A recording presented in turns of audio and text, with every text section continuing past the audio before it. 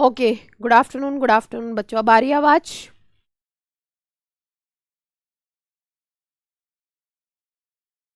No voice? आ गई भाई, आ गई।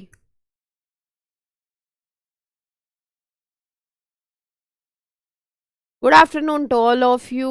स्वागत है आप सभी का हमारी आज की क्लास में। अब आवाज आ रही होगी आप सभी को। मैं माइक का बटन ऑन करना भूल गई थी, ठीक है? आ गई? Yes yes, good. ओके बच्चों, तो स्वागत है आज हमारे रिएक्शन इंटरमीडिएट के फर्स्ट लेक्चर में। वैसे हमने एक रिएक्शन इंटरमीडिएट तो कल भी डिस्कस कर लिया है। कौन सा? बेंजाइन, है ना? कौन सा? Benzene. Benzene as a intermediate हमने लास्ट क्लास में डिस्कस कर लिया। आज की क्लास में we will start with the carbocation. We will start with the carbocation. Carbocation से हम शुरू करेंगे। Fine, okay. मेरी तबीयत ठीक है बेटा। तुम्हारी? तुम बताओ। अब तो एकदम ठीक हो गई है।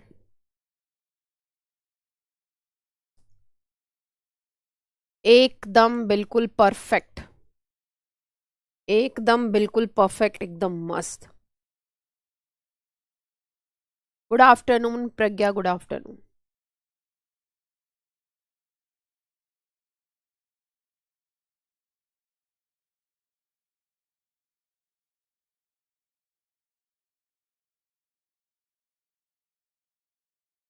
आप लोग बताइए, आप लोग कैसे हो?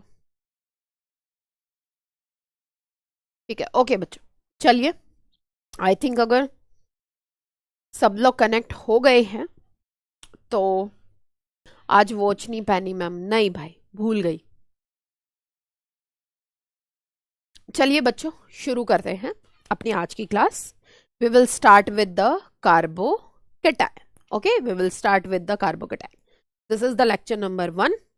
रिएक्शन इंटरमीडिएट हम शुरू करने जा रहे हैं। क्वेश्चन आते हैं, मिक्सअप भी क्वेश्चन आ जाते हैं, और कार्बोकटायन से अलग से भी क्वेश्चन है वो पूछ लिया जाता है। ठीक है ना? अलग से भी क्वेश्चन है वो पूछ लिया जाता है। अलग से क्वेश्चन है पूछ लिया जाता है, मतलब कहीं ना कहीं that is important for us. अगर हम बात करें तो this is the lecture number 1 of the carbocation.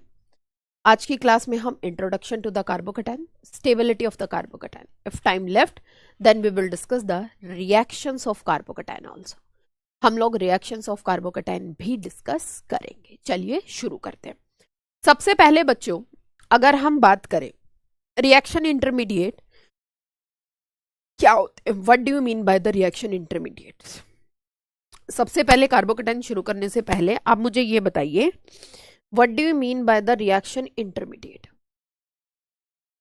Intermediate से आप लोग क्या समझते हो?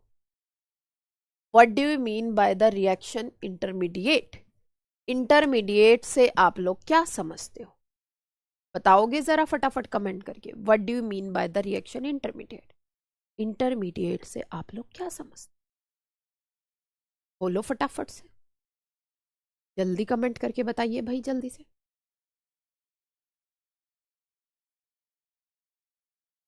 इंटरमीडिएट से आप लोग क्या समझते हो?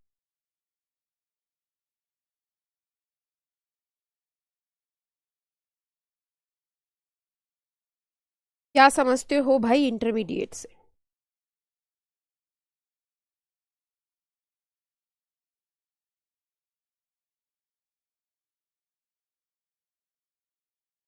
कार्बोनेशन, अनस्टेबल स्पीसीज, बीच का product. Okay, form between the reaction, और जो ना पूरा प्रोडक्ट है ना पूरा रिएक्टेंट है। अच्छा भाई निकिता, ये बहुत अच्छा था। जो ना तो पूरा प्रोडक्ट है और ना ही पूरा रिएक्टेंट है, दिस इज गुड। ठीक है, अनस्टेबल। बच्चों, अगर हम बात करें, जनरली आपने देखा होगा जब हम ऑर्गेनिक केमिस्ट्री के बारे में बात करते हैं तो रिएक्शन है तो सबस्ट्रेट, रिएजेंट, प्रोडक्ट के बारे में बात करते हैं, है ना? ट्रांजिशन स्टेट, ट्रांजिशन स्टेट के बारे में बात करते हैं, और इंटरमीडिएट के बारे में बात करते हैं। अभी तक हमने ट्रांजिशन स्टेट के बारे में देखा, है ना? ट्रांजिशन स्टेट के बारे में देखा। ट्रांजिशन स्टेट जिसमें हम लोग bond formation and bond breaking को हम पर्टिकुलर शो करते हैं, ठीक है ना।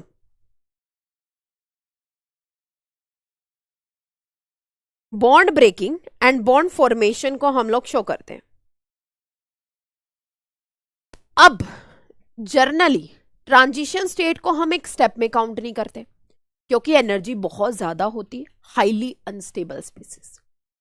ये जो रिएक्शन इंटरमीडिएट है, जब भी हम कोई रिएक्शन कराते हैं तो पर्टिकुलर रिएक्शन में कितने स्टेप होंगे उस स्टेप के कॉरस्पॉन्डिंग एक इंटरमीडिएट जनरेट करते हैं।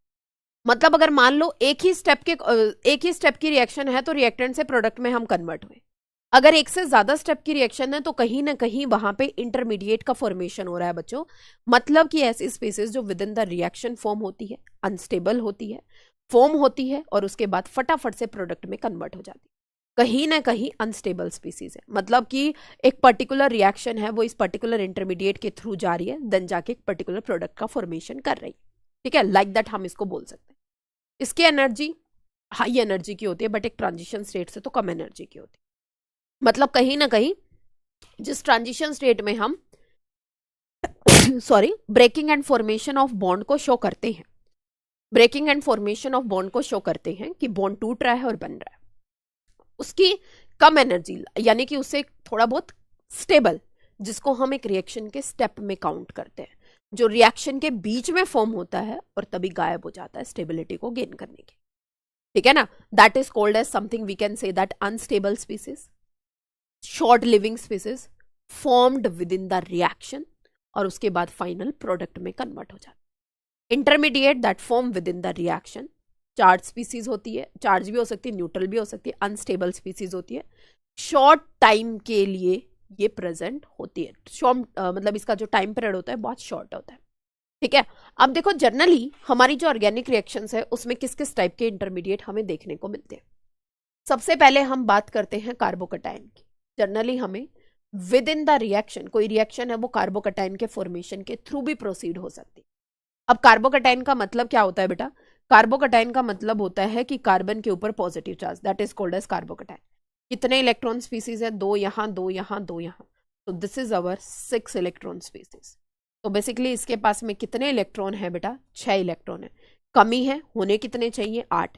तो मैं यहां से ये बोल सकती हूँ कि this is electron deficient in nature, तो यानी कि ये इलेक्ट्रॉन डेफिशिएंट है। उसके बाद में यहाँ पे ये चार्ज स्पीसीज है। चार्ज स्पीसीज पैरामैग्नेटिक तो है नहीं क्योंकि सारे के सारे इलेक्ट्रॉन पेयर है और उसके बाद में पॉजिटिव चार्ज है। This is diamagnetic in nature, तो मतलब कि पेयर्ड इलेक्ट्रॉन है और डायामैग्नेटिक इन नेचर होगा। अनपेयर्ड इलेक्ट्रॉन यहाँ पे प्रेजेंट नहीं है। तो ये बात थी किसके बारे में? कार्बोकटायन के बारे में। उसके बाद में जो हमें यहाँ पे स्पीसीज पढ़नी होती है, जो इंटरमीडिएट जनरली हम, और कौन कौन सा इंटरमीडिएट हम किसी रिएक्शन में फॉर्म कर सकते हैं, that is carbon ion. Carbon ion का मतलब है बेटा कार्बन के ऊपर आता है नेगेटिव चार्ज, इसको बोलते हैं कार्बन आयन। ये हमारे पास में 8 इलेक्ट्रॉन स्पीसीज है। इसको हम इलेक्ट्रॉन रिच में काउंट करते हैं क्योंकि इसका तो कंप्लीट है ना, 8 इलेक्ट्रॉन होने चाहिए और 8 के 8 कंप्लीट है। ये क्या है? एक तरीके से चार्ज स्पीसीज है, न्यूट्रल नहीं है, चार्ज है, चार्ज स्पीसीज है। उसके बाद में ये भी क्या होगी? डायामैग्नेटिक होगी क्योंकि सारे के सारे इलेक्ट्रॉन है वो पेयर है, तो कार्बन आयन हम पढ़ते हैं। बट ये जो कार्बन आयन हम लोग पढ़ते हैं ये हम अपना नेम रिएक्शन में पढ़ते हैं। कार्बन के ऊपर नेगेटिव चार्ज का जनरेशन होना वो हम नेम रिएक्शन में पढ़ते हैं, ठीक है। नॉर्मली हम अलग से कार्बन आयन हम नहीं डील करेंगे। कार्बोकटायन हमने देख लिया बेटा, कार्बन आयन हमने देख लिया। उसके बाद में बात करते हैं हम फ्री रेडिकल्स की। तो जो फ्री रेडिकल्स है, फ्री रेडिकल भी हमारे with in the reaction formed, मतलब रिएक्शन के बीच में फॉर्म होते हैं।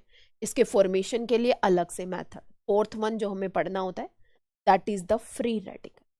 फ्री रेडिकल का मतलब क्या हुआ कि कार्बन के ऊपर एक ऑड इलेक्ट्रॉन प्रेजेंट होता है। तो आप देख सकते हो यहाँ पे 2 इलेक्ट्रॉन इधर, 2 इलेक्ट्रॉन इधर, 2 इलेक्ट्रॉन इधर, तो ये कितने इलेक्ट्रॉन स्पीसीज है? और 1 इलेक्ट्रॉन यहाँ पे, तो कितने इलेक्ट्रॉन हुए? 7 इलेक्ट्रॉन। होने कितने चाहिए? 8। तो क्या मैं बोल सकती हूँ कि ये भी क्या है? Electron deficient. इसको हम किस में काउंट करेंगे बेटा? इसको हम काउंट करते हैं बेसिकली किस में? Electron deficient.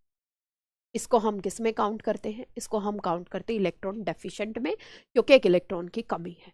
चार्ज नहीं है, न्यूट्रल है, ना इसके ऊपर पॉजिटिव चार्ज है ना न्यूट्रल है, न्यूट्रल है, न्यूट्रल स्पीसीज है और पैरामैग्नेटिक इन नेचर। ये ऑड इलेक्ट्रॉन है वो आपका अनपेड है, अनपेड एक इलेक्ट्रॉन प्रेजेंट है, पैरामैग्नेटिक इन नेचर होगा। उसके बाद में नेक्स्ट जो हमें इंटरमीडिएट पढ़ना है फोर्थ में, वो पढ़ना है बेसिकली कार्बिन, कार्बिन। उसके बाद में हम पढ़ेंगे नाइट्रीन। और एक बेसिकली हम लोग पढ़ चुके हैं, कौन सा पढ़ चुके हैं बेटा, हम पढ़ चुके हैं कौन सा, हम पढ़ चुके हैं कौन सा, benzene.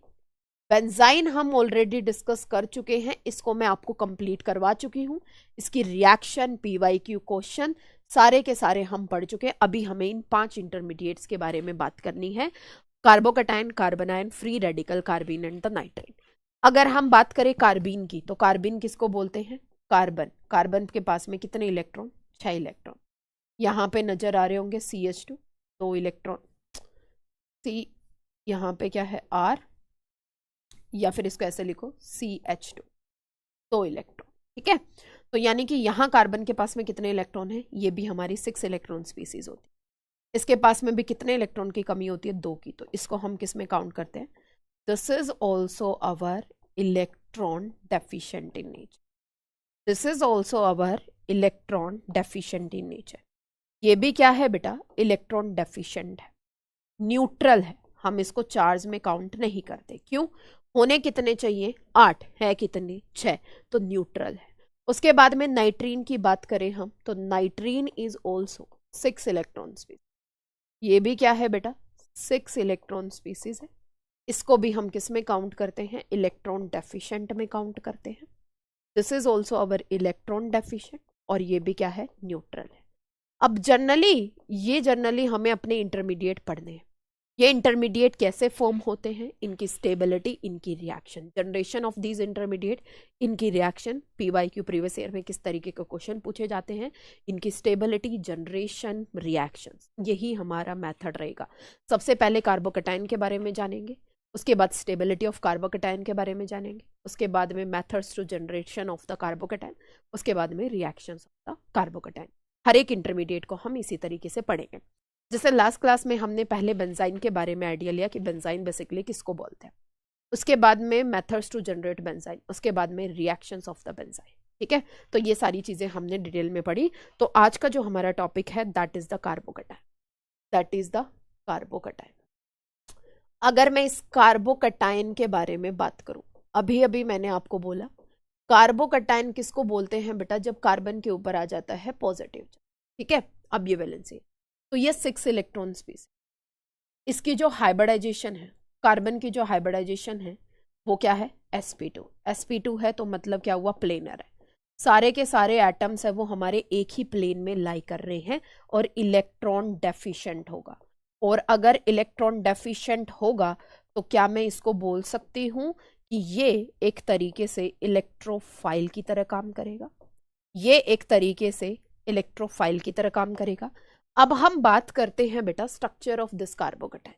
Now we are going to discuss the structure of this carbocation. अब हम बात करते हैं किसके बारे में, स्ट्रक्चर के बारे में, कि जो ये कार्बोकटायन है वो कैसा दिखता है हमें, ठीक है। फॉर एग्जाम्पल कार्बन ने हमारे पास में 4 बॉन्ड बना रखे, इधर भी H है, यहाँ पे भी H, यहाँ पे भी H, या कोई और ग्रुप लगा लो, अल्काइल ग्रुप लगा लो, लेट्स सपोज अल्काइल ग्रुप हम लगा लेते हैं। यहाँ कोई X है लिविंग ग्रुप, यहाँ R, यहाँ R और यहाँ R। तो कार्बन ने कितने बॉन्ड बना रखे हैं बेटा, यहाँ पे 4 बॉन्ड बना रखे, 4 बॉन्ड बना रखे। तो वो कैसे बनाए होंगे कि जनरली क्या होता है कि एक S और 3 P, ठीक है, 3 हमारे पास में P के आपस में मिक्स होते हैं, मिक्स करते हैं, क्योंकि यहाँ पे इसकी वैलेंस इलेक्ट्रॉन कॉन्फ़िगरेशन क्या होती है, 2s2 और 2p2, किसकी, कार्बन की। तो 2 इलेक्ट्रॉन यहाँ S में और 2 इलेक्ट्रॉन यहाँ पे P में। क्योंकि एनर्जी कम है तो बच्चों यहाँ पे हमें हाइब्रिडाइजेशन ये बोलती है कि यहाँ से मिक्सिंग होती है, और मिक्सिंग के बाद में हमारे पास में यहाँ पे 4 हाफ फिल्ड और वाइटल प्रेजेंट। अब जिसको भी बॉन्ड बनाना है, फॉर एग्जाम्पल इस R को बॉन्ड बनाना है तो ये अपने इलेक्ट्रॉन के साथ में यहाँ पे एक बॉन्ड बना लेगा, इधर एक बॉन्ड बनाएगा, इधर एक बॉन्ड बनाएगा, और यहाँ पे क्या होता है, एक्स होता है। तो यानी कि जब ये तीनों की मिक्सिंग होती है तो ये भी हमारा sp3 हाइब्रिड ऑर्बिटल, ये भी sp3 हाइब्रिड ऑर्बिटल, ये भी sp3 हाइब्रिड ऑर्बिटल, और ये भी sp3 हाइब्रिड ऑर्बिटल। जब यहाँ पे किसी कार्बोकटायन का फॉर्मेशन होता है, ध्यान से मेरी बात सुनो, कार्बोकटायन का फॉर्मेशन होगा, ऑब्वियसली बात है कार्बोकटायन का फॉर्मेशन होगा तो यहाँ से ये दोनों इलेक्ट्रॉन निकलेंगे, दोनों इलेक्ट्रॉन निकलेंगे तब जाके ये कार्बोकटायन का फॉर्मेशन होगा। मतलब जो ये लिविंग ग्रुप है, ये एक्स है, वो लिविंग ग्रुप है, ये अपना खुद का इलेक्ट्रॉन तो लेके निकल ही रहा है, साथ में इस कार्बन का भी इलेक्ट्रॉन यहां से निकल रहा है भाई, साथ में यहाँ पे इस कार्बन का भी इलेक्ट्रॉन यहां से क्या कर रहा है, बाहर निकाल रहा है, साथ में किसका, कार्बन का भी एक इलेक्ट्रॉन है वो यहां से बाहर निकाल रहा है। मीन्स यहाँ पे सिर्फ और सिर्फ जो ये बॉन्ड बना रखे हैं, इस बॉन्ड में एक एस और दो पी ही इन्वॉल्वमेंट होंगे। एक जो हमारा पी हो गया, क्योंकि एक्स है वो बाहर निकल गया, बाहर निकल गया तो उसको मिक्सिंग की जरूरत नहीं है क्योंकि उसे बॉन्ड नहीं बनाना है, तो एक खाली पी ऑर्बिटल वहां पे प्रेजेंट रहे। आई बात समझ में, क्योंकि एक इलेक्ट्रॉन हमारा यहां से बाहर निकल चुका है, एक इलेक्ट्रॉन हमारा बाहर से यहां से बाहर निकल चुका है, और जब ये खाली है तो इसकी मिक्सिंग की जरूरत नहीं है क्योंकि इसे बॉन्ड नहीं बनाना है। तो ये खाली आपका कोई भी हो सकता है बेटा, क्योंकि ये तीन औरतें, एक पी एक्स, पी वाई और पी जेड, तीनों मिक्स होते हैं। लेट्स सपोज ये खाली हम कंसिडर कर लेते हैं किसको, पी जेड को, तो ये जो पी जेड ऑर्बिटल है ये हमारा खाली होगा। फॉर एग्जाम्पल अगर हम इसकी बात करें तो एक ऑर्बिटल यहाँ पे जो पी वाला है वो खाली रहेगा, क्यों, क्योंकि इसने कार्बोकटायन फॉर्मेशन किया है, एक इलेक्ट्रॉन यहाँ से बाहर निकल गया है। तो इसके पास में जब ये कार्बोकटायन बनता है तो इसके पास में खाली पी जेड ऑर्बिटल प्रेजेंट होता है, खाली पी जेड ऑर्बिटल यहाँ पे प्रेजेंट होता है। तो इसीलिए जब भी कार्बोकटायन के ऊपर अटैक करना होता है, जब भी कार्बोकटायन के ऊपर अटैक करना होता है तो न्यूक्लियोफाइल कहाँ अटैक करता है बेटा, किसी एंटी बॉन्डिंग में अटैक नहीं करता है, वो इस खाली पी ऑर्बिटल में जाके अटैक करता है, वो खाली इस पी ऑर्बिटल में अटैक करता है। ये यहां से भी अटैक कर सकता है और ये यहां से भी अटैक कर सकता है। तो इसीलिए हमने बोला कि न्यूक्लियोफाइल दोनों साइड से अटैक कर सकता है। अगर ये वाला प्लेन हम कंसीडर करेंगे तो न्यूक्लियोफाइल ऊपर से और न्यूक्लियोफाइल नीचे से। अगर ये वाला प्लेन मैंने कंसीडर करा तो पी ऑर्बिटल आपका खाली यहां लाई करेगा, तो न्यूक्लियोफाइल इधर से भी और इधर से भी, दोनों साइड से न्यूक्लियोफाइल यहाँ पे अटैक आपका कर सकता है। यानी कि कहने का मतलब क्या हुआ कि एक खाली पी ऑर्बिटल, अगर मैं यहाँ पे explanation of carbocation by the molecular orbital theory, structure of carbocation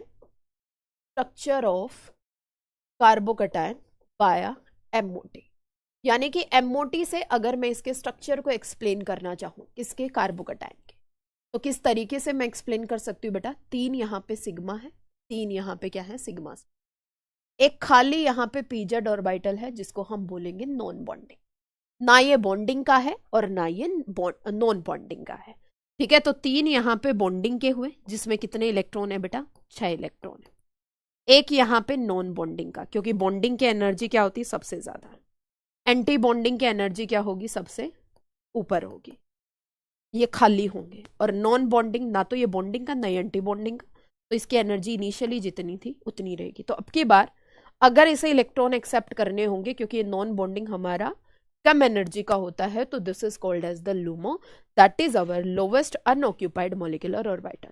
अगर किसी होमो से इलेक्ट्रॉन देने होंगे तो कोई न्यूक्लियोफाइल अपने होमो से इलेक्ट्रॉन देगा तो सिग्मा स्टार में नहीं देगा बेटा, नॉन बॉन्डिंग में देगा, क्योंकि इसकी एनर्जी क्या है, कम है। अब यहां से इन दोनों के बीच में या तो कंस्ट्रक्टिव ओवरलैपिंग हो सकती है या फिर ये डिस्ट्रक्टिव ओवरलैपिंग हो सकती है। तो जैसे ही कंस्ट्रक्टिव ओवरलैपिंग होगी तो एक बॉन्डिंग और मॉलिक्यूलर ऑर्बिटल और एक एंटी बॉन्डिंग मॉलिक्यूलर ऑर्बिटल का फॉर्मेशन होगा। इन दोनों इलेक्ट्रॉन को बॉन्डिंग में फिल करो तो एक सिग्मा और एक सिग्मा स्टार यहां से वापस से फॉर्म हो गया।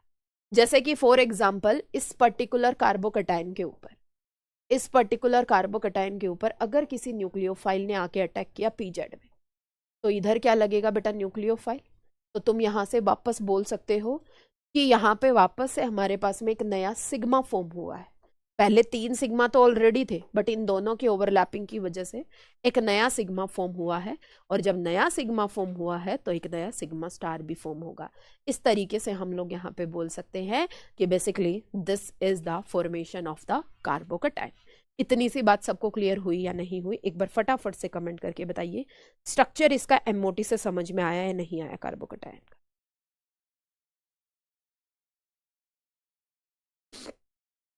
जल्दी बोलो, जल्दी से।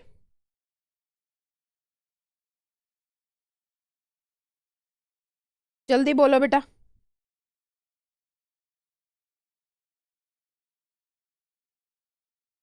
Clear clear.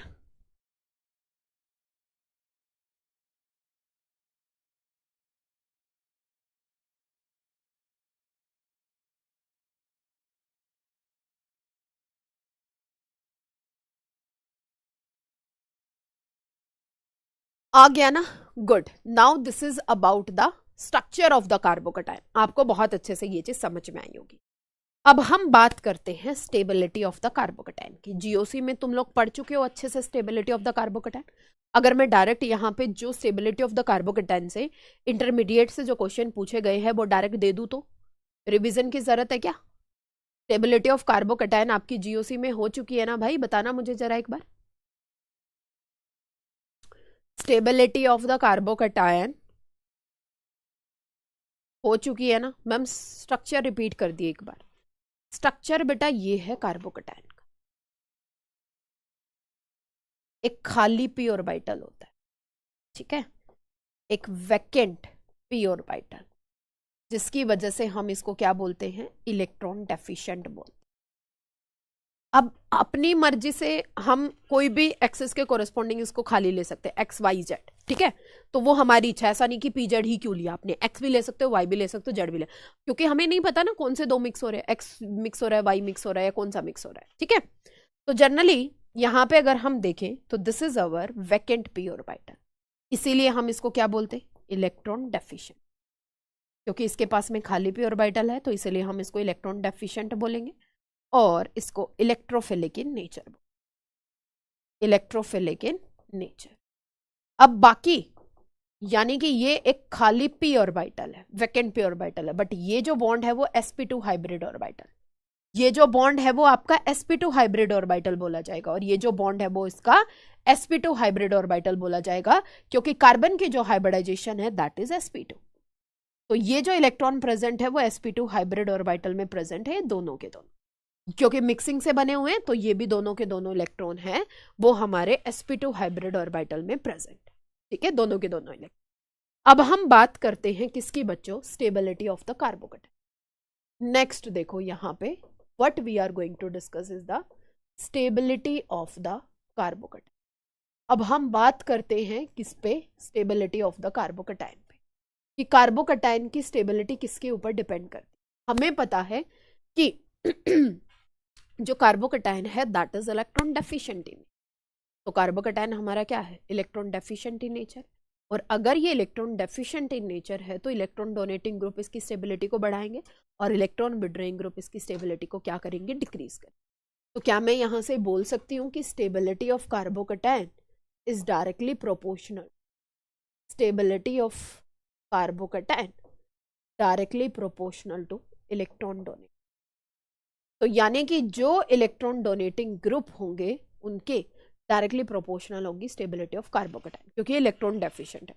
जितनी ज्यादा इलेक्ट्रॉन डेंसिटी दोगे उतनी ज्यादा इसकी स्टेबिलिटी होगी। उसके बाद में अगर मैं बात करूं stability of carbocation, this is inversely proportional, stability of carbocation is inversely proportional to the electron withdrawing, ठीक है? इनवर्सली प्रोपोर्शनल होगा किससे? Electron withdrawing group. जैसे कि फॉर एग्जांपल अगर यहाँ पे एक नॉर्मली मैं टर्शरी कार्बोकटायन की बात करूं, ये कौन सा कार्बोकटायन है? टर्शरी। उसके बाद में एक H को हटा के, एक CH3 को हटा के मैंने क्या लगा दिया? एक H लगा दिया। सबसे पहले बेटा बहुत इजी से शुरू करते, फिर थोड़ा सा डिफिकल्ट से शुरू करेंगे। तो ये जो कार्बोकटायन है, this carbocation is stabilize by the 9 alpha hydrogen, ठीक है? मैम वॉइस कम आ रही है, अब बताओ जल्दी से। वॉइस ठीक आ रही है? भाई मैं तो बहुत चिल्ला रही हूँ। अब ठीक आ रही है आवाज?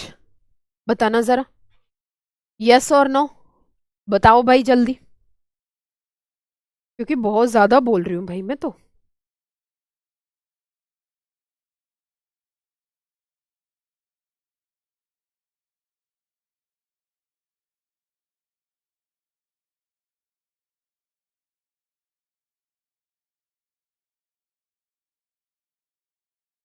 मैम वॉइस जल्दी बोलो, जल्दी बेटा, एक बार फटाफट। अब ठीक है, क्योंकि मैं तो अब बड़ी वो माइक उधर चला गया होगा। कर सकते हो काजल, कोई दिक्कत नहीं है।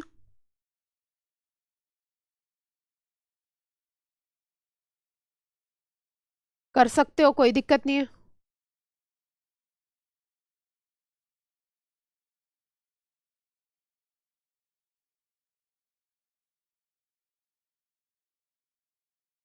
फाइन फाइन फाइन फाइन, ठीक है। अब देखो यहां से, ये जो कार्बोकेटाइन है ये 9 अल्फा हाइड्रोजन से स्टेबलाइज है, ये जो कार्बोकेटाइन है ये 6 अल्फा हाइड्रोजन से स्टेबलाइज है, और ये जो पर्टिकुलर कार्बोकेटाइन है वो 3 अल्फा हाइड्रोजन से स्टेबलाइज है। प्लस प्लस आई इफेक्ट लग रहा है 3 3 कार्बन का, वहां 2 का, वहां 1 का, ठीक है। एक तरफ हमारे पास में 3 का प्लस आई इफेक्ट लग रहा है, क्योंकि 3 3 ग्रुप प्लस आई इफेक्ट लगा रहे हैं, और यहां पे मतलब इलेक्ट्रॉन दे रहे हैं, इसके इलेक्ट्रॉन डेफिशिएंसी को कम करेंगे। यहां पे कितने लगा रहे हैं बेटा, 2 2, और यहां पे कितने लगा रहे हैं, 1 1। तो क्या मैं बोल सकती हूँ फर्स्ट और सेकंड में से जो आपकी स्टेबिलिटी है वो 1 की ज्यादा होगी, देन 2 की, देन 3 की। तो this is the order of the rate of the reaction. तो यानी कि ये वाला हमारा क्या है, ऑर्डर ऑफ द रिएक्शन किसका, रेट का। उसके बाद में देखो, अगर हमसे कोई ये चीज पूछ ले कि एक तरफ ये वाला कार्बोकेटाइन है, एक तरफ ये वाला कार्बोकेटाइन हमने बना दिया, और एक तरफ यहां पे टर्शरी कार्बोकेटाइन बना दिया, CH3 CH3 और CH3, ठीक है। एक तरफ मैंने यहां पे टर्शरी कार्बोकेटाइन बना दिया, तो किसकी स्टेबिलिटी यहां पे ज्यादा होगी, किसकी स्टेबिलिटी यहां पे ज्यादा होगी, ए और बी में से which one is more stable, A और बी में से which carbocation is more stable here बच्चों, इनमें से कौन सा कार्बोकेटाइन यहां पे ज्यादा स्टेबल है, बताओगे।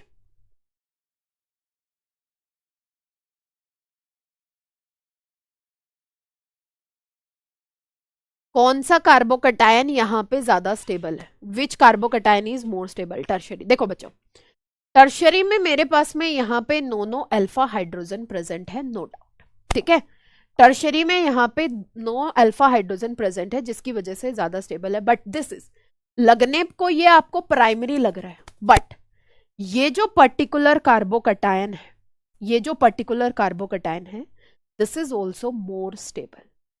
अब ये किस वजह से स्टेबल होता है वो देखो यहां पे ध्यान से। एक्चुअली में क्या होता है बेटा, क्योंकि यहां पे जब ये 3 मेंबर की रिंग बनती है तो किस तरीके से ये रिंग बनती है, कार्बन इधर, एक कार्बन इधर, एक कार्बन इधर, और एक कार्बन इधर। इन कार्बन्स के बीच में कितने डिग्री का एंगल है, 60 डिग्री का एंगल है। तो 60 डिग्री का एंगल अटेन करने के लिए जो हम सोच रहे थे नॉर्मली कि ये वाला कार्बन और ये वाला कार्बन अगर आपस में बॉन्ड बना रहे तो इस तरीके से ये ओवरलैपिंग से बॉन्ड बना रहे हो, ध्यान से देखो। अगर कार्बन कार्बन और कार्बन है, तो अगर हम नॉर्मली सोचे तो यहां पे ओवरलैपिंग से सिग्मा बॉन्ड इस तरीके से बन रहा होगा, और इसकी जो सिग्मा बॉन्ड है वो ओवरलैपिंग से इस तरीके से बन रहा होगा। इन दोनों में जो सिग्मा बॉन्ड है वो नॉर्मल ओवरलैपिंग से इस तरीके से बन रहा होगा, और तभी मैंने इस वाली स्ट्रक्चर को इस तरीके से लिख दिया कि this is our 3 member ring, ठीक है। बट एक्चुअली में यहां पे कितने एंगल का, कितना बॉन्ड एंगल है बेटा, 60 डिग्री का एंगल है, ठीक है। यानी कि कार्बन कार्बन के बीच में we have the 60 degree angle, और 60 डिग्री एंगल को अटेंड करने के लिए जो हम सोच रहे थे ना बेटा कि कार्बन कार्बन का जो बॉन्ड है वो आपका इस तरीके से बन रहा होगा, बट नहीं, क्योंकि यहाँ रिंग है, और इस रिंग में आपस में बॉन्ड फॉर्म करने के लिए, रिंग के फॉर्मेशन के लिए 60 डिग्री का एंगल अटेन करने के लिए जो ये कार्बन कार्बन का जो ये बॉन्ड है वो आपको कुछ इस तरीके से ऊपर उठा हुआ नजर आता है, ठीक है, मतलब स्ट्रेन और ऊपर उठा हुआ। इट मीन्स कि जो एक्चुअली में जो इसका स्ट्रक्चर होता है, एक्चुअली में जो इसका स्ट्रक्चर होता है वो कुछ इस तरीके का होता है, ठीक है, कुछ इस तरीके का होता है कि ये जो रिंग है वो आपकी स्ट्रेन है। किसकी वजह से स्ट्रेन है, क्योंकि ये कार्बन कार्बन एक प्रॉपर बॉन्ड का फॉर्मेशन नहीं कर पाते हैं। मतलब प्रॉपर बॉन्ड का फॉर्मेशन किस वजह से नहीं कर पाते हैं, व्हाई इट इज स्ट्रेन, क्योंकि यहाँ 60 डिग्री का एंगल प्रेजेंट है, होना कितना चाहिए 109 डिग्री का। तो 60 डिग्री के एंगल को अटेन करने के लिए, क्योंकि रिंग बनी हुई है, तो ये जो ऑर्बिटल्स है वो थोड़े से ऊपर की तरफ उठे हुए आपको नजर आते हैं, ठीक है, यानी कि ये ऊपर की तरफ उठे हुए आपको नजर आते हैं, और हाईली स्ट्रेन, इनमें क्या प्रेजेंट होता है, स्ट्रेन प्रेजेंट होता है, ऊपर की तरफ ये आपको उठे हुए नजर आते हैं, स्ट्रेन प्रेजेंट होता है। और इसके बगल में आपको नजर आता है कार्बोकटायन। कार्बोकटायन का मतलब क्या हुआ बेटा, वैकेंट पी ऑर्बिटल। कार्बोकटायन का मतलब क्या हुआ कि यहां पे हमें नजर आएगा वैकेंट पी ऑर्बिटल, ठीक है, वैकेंट पी ऑर्बिटल, जिसकी वजह से यहां पे ये जो इलेक्ट्रॉन डेंसिटी है डांस करती रहती है। एक बार इस कार्बोकटायन को स्टेबलाइज कराएगी, वापस जाएगी, स्टेबलाइज कराएगी, वापस जाएगी, स्टेबलाइज कराएगी, वापस जाएगी। इसको बोलते हैं कि रेजोनेंस हो रहा है यहां पे, मतलब डीलोकलाइजेशन ऑफ इलेक्ट्रॉन हो रहा है यहां पे रेजोनेंस हो रहा है। डीलोकलाइजेशन ऑफ इलेक्ट्रॉन हमें यहां पे देखने को मिल रहा है, बट किसके थ्रू, प्रॉपर डीलोकलाइजेशन नहीं, डांस। एक बार आ रहा है, एक बार जा रहा है, इसको नाम दिया जाता है डांसिंग रेजोनेंस का। और ये वाला जो कार्बोकटायन है that is highly stabilized. This carbocation is more stabilized than the tertiary carbocation because of dancing resonance. Because of dancing resonance. यानी कि ये किसकी वजह से ज्यादा स्टेबलाइज है बेटा, because of the dancing resonance की वजह से। डांसिंग रेजोनेंस की वजह से ये ज्यादा स्टेबलाइज है। क्या तुमने ये सारी चीजें जीओसी में नहीं पढ़ी क्या? एक बार बताना मुझे, dancing resonance, stability of this one, बोलो एक बार फटाफट। किसकी वजह से ज्यादा स्टेबलाइज है? डांसिंग रेजोनेंस की वजह से ज्यादा stabilise. Because these sigma bonds are higher in energy because of the strain,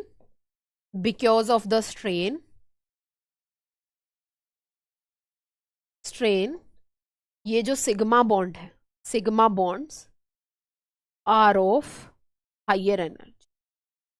ये जो सिग्मा बॉन्ड है वो किसके हैं? Higher energy.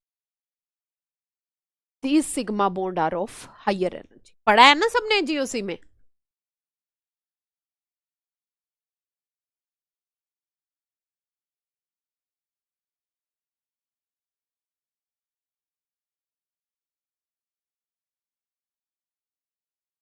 फिर दोबारा दोबारा क्यों पढ़ रहे हो भाई, और आंसर भी गलत दे रहे हो? दोबारा दोबारा भी पढ़ रहे हो और आंसर भी गलत दे रहे हो, ऐसा क्यों? ऐसा क्यों भाई?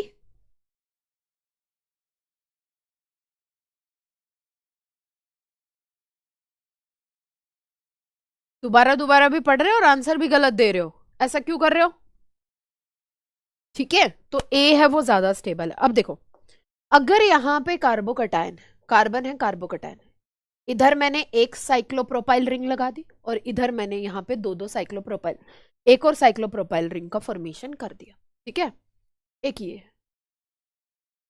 और एक और यहाँ पे साइक्लोप्रोपाइन रिंग का, साइक्लोप्रोपेन रिंग का फॉर्मेशन, हम प्रोपाइल रिंग का हम फॉर्मेशन कर देते हैं। बन क्यों नहीं रही है ये, बन क्यों नहीं? इस तरीके से this is our A. B में दो साइक्लोप्रोपाइल रिंग,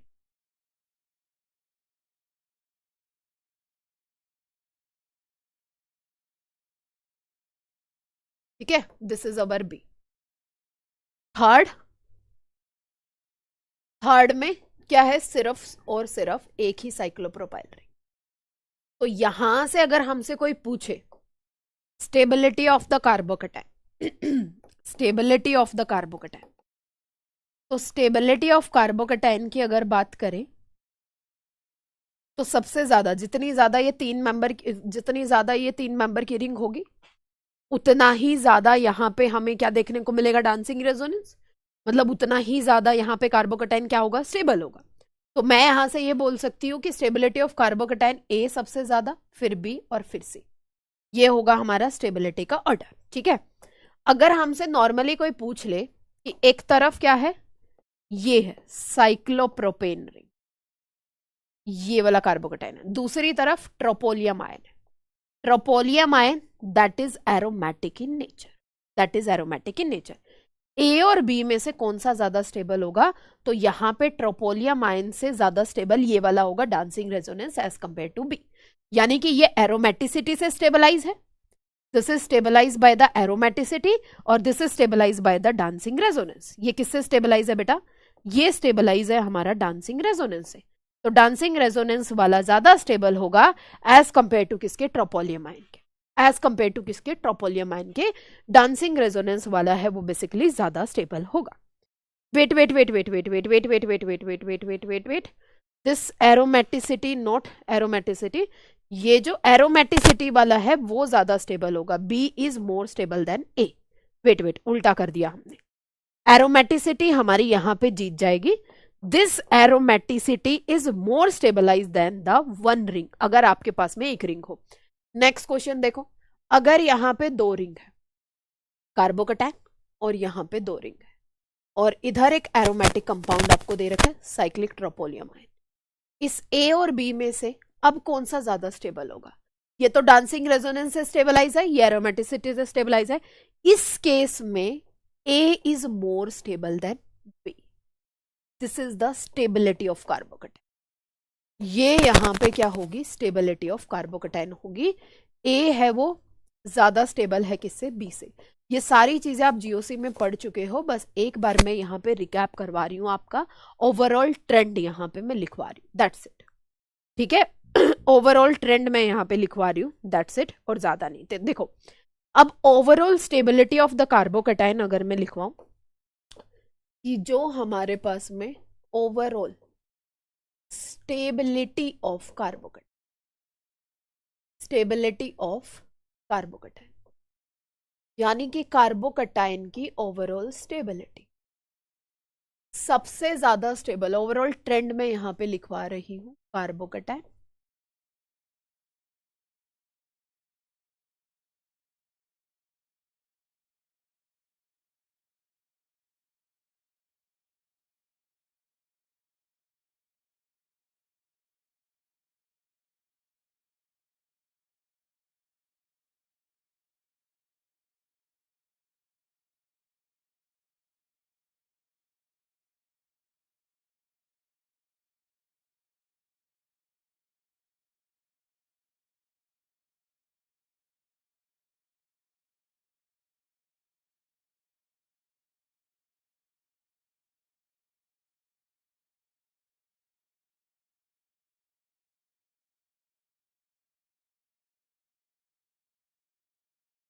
उसके बाद में जो ट्रेंड होगा वो किसका होगा?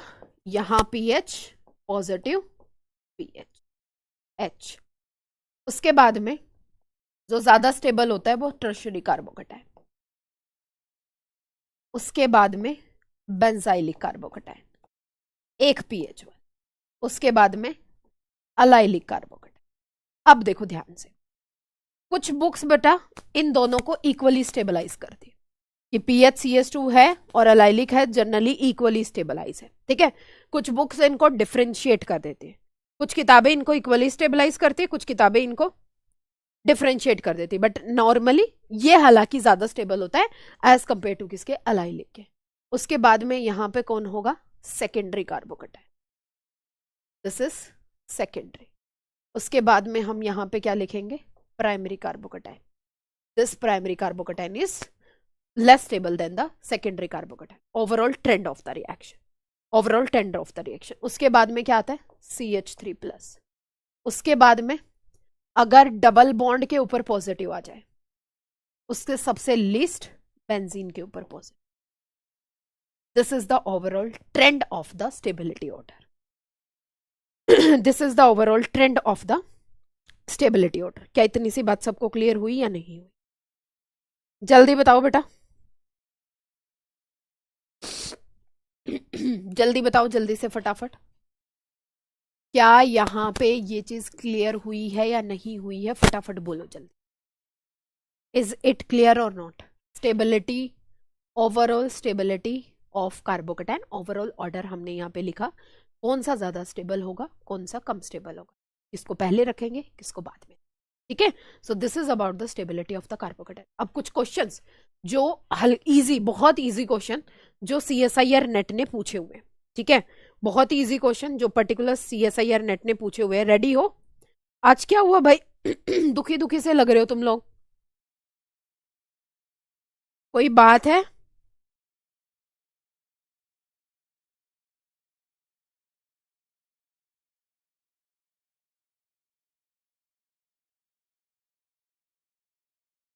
कोई बात है?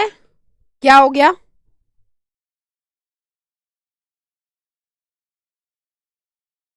कोई परेशानी, कोई दिक्कत?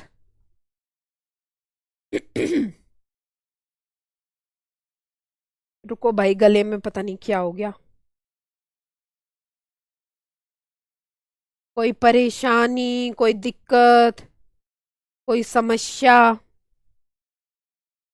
है तो बता सकते हो। उतार भी सकते हो। अब तो मैं तुम्हें टाइम भी दे रही हूँ, स्टेबिलिटी, अब तो तुम्हें धीरे पढ़ा रही हूँ।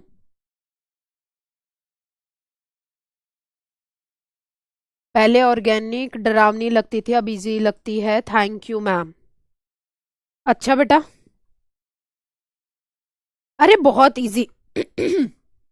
बहुत इजी लगेगी, रुको। अभी थोड़ी थोड़ी चीजें जब आपको समझ में आ जाएंगी ना, कि क्वेश्चन भी बनने लगे। अच्छा भाई, तुम्हारे क्वेश्चन बनने लगे, वेरी गुड, वेरी गुड। ठीक है, ये आपको ध्यान रखना है। ये नॉर्मल कार्बोकेटाइन है, वो बहुत इजी है, इतना कोई डिफिकल्ट भी नहीं है कार्बोकेटाइन। बस आपको इसके क्वेश्चंस, मतलब ओवरऑल हमें ना स्टेबिलिटी की तरफ मूव करना है। ओवरऑल हमें स्टेबिलिटी की तरफ मूव करना है। यहाँ पे जो हमारा काम रहेगा, मोर स्टेबल कार्बोकेटाइन का फॉर्मेशन करना, और वहीं से हमारा प्रोडक्ट बनेगा। That's it.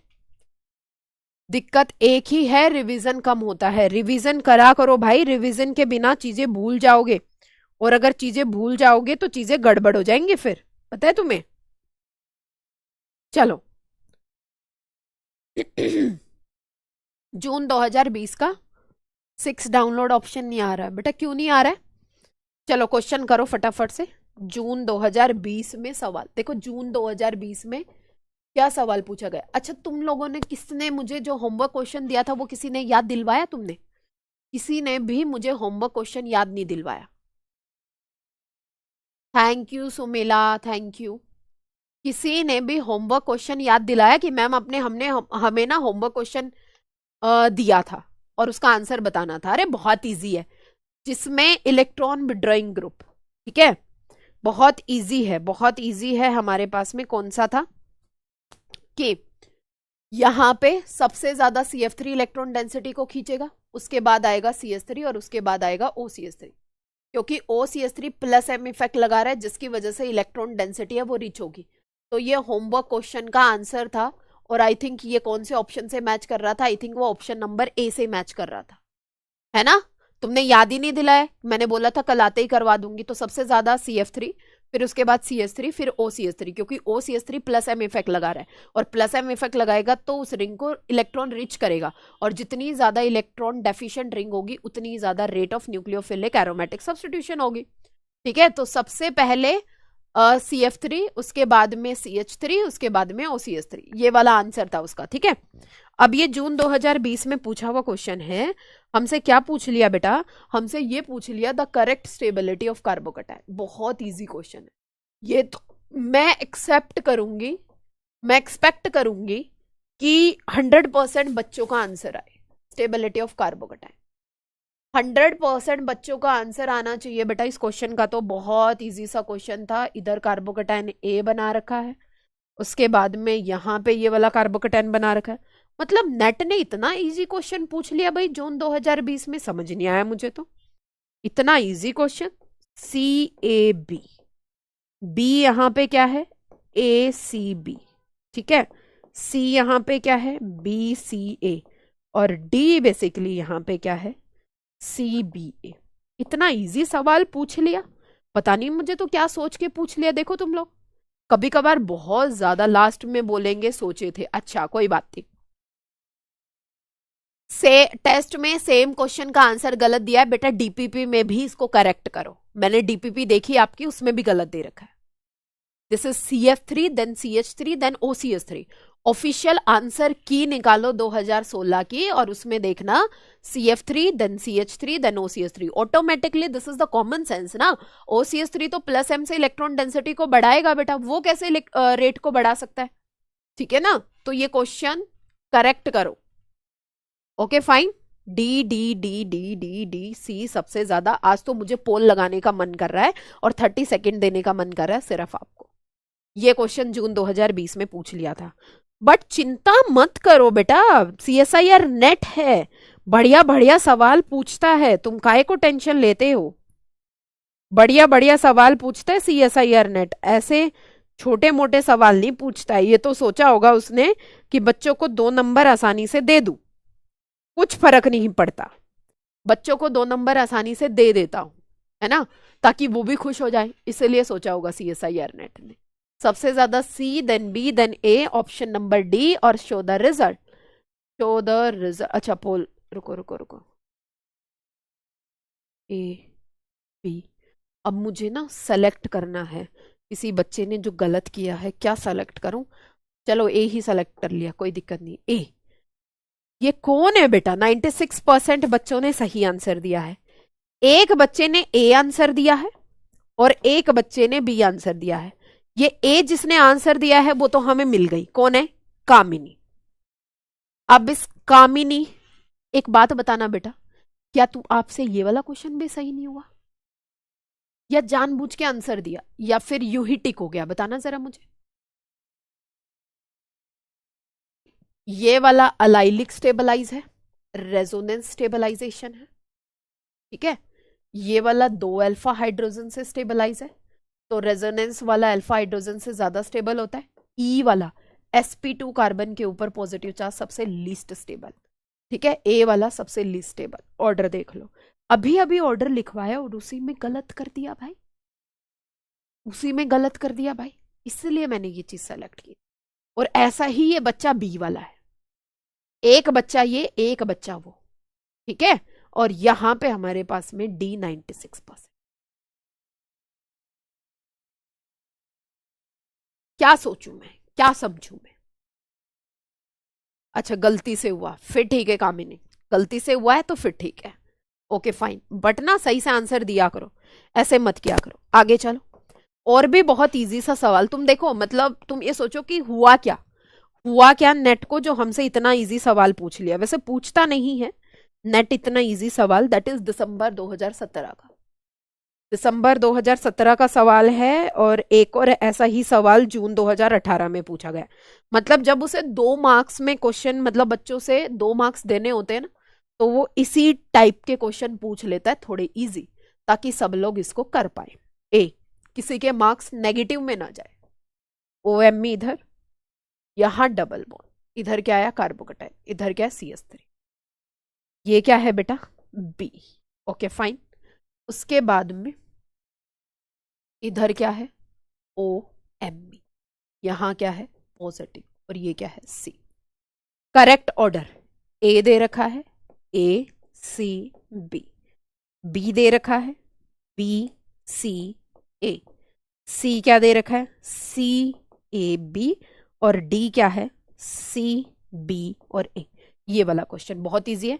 एक क्वेश्चन मैं ऑलरेडी आपको करवा चुकी हूं, ये पूछा हुआ है बेटा जून 2018 में, कार्बोकटाइन का सवाल, क्योंकि बहुत इजी सा सवाल है भाई कार्बोकटाइन का, तो बहुत इजी सा सवाल है कार्बोकटाइन का, तो ठीक है।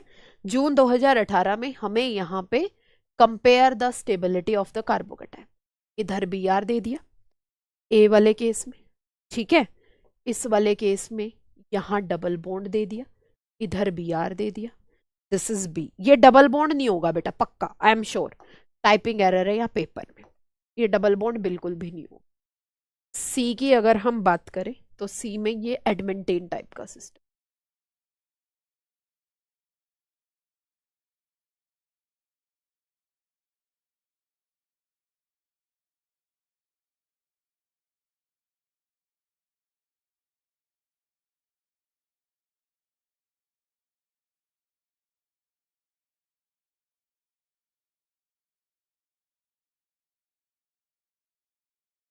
करो भाई जल्दी से, फटाफट दोनों का आंसर बता दो।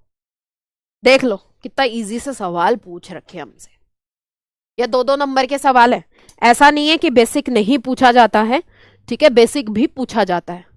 मतलब बेसिक भी पूछा जाएगा बेटा, मॉडरेट भी पूछा जाएगा, डिफिकल्ट भी पूछा जाएगा, तो हमें अपनी तैयारी सब तरीके से करनी है।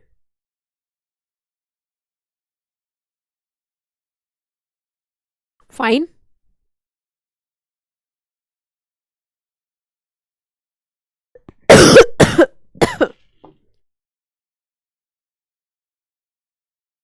सी और सेकंड का डी। देख लो, देखो सबसे पहले यहाँ पे ये वाले क्वेश्चन का आंसर दो, फर्स्ट क्वेश्चन और ये सेकंड क्वेश्चन।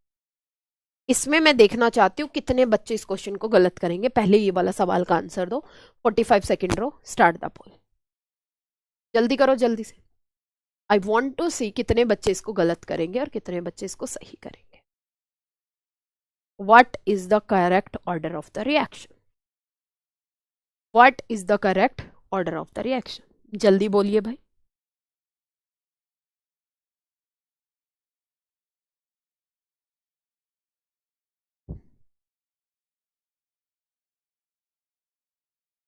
कर लो योगेश, कर लो भाई, कर लो। क्यों छोड़ा आपने रिएक्शन मैकेनिज्म? बट उसको साथ साथ ना कवर करते रहो, आ जाएगा समझ में, कोई दिक्कत नहीं है। बट थोड़ी बहुत चीजें मैं यूज करूंगी जो हमने पहले थोड़ा सा यूज किया था, बट इतना कोई डिफिकल्ट नहीं है, आ जाएगा समझ में। You can start with reaction intermediate, but साथ साथ एक एक लेक्चर रिएक्शन मैकेनिज्म का भी करते रहो, ठीक है? साथ साथ एक एक लेक्चर रिएक्शन मैकेनिज्म का भी करते रहो।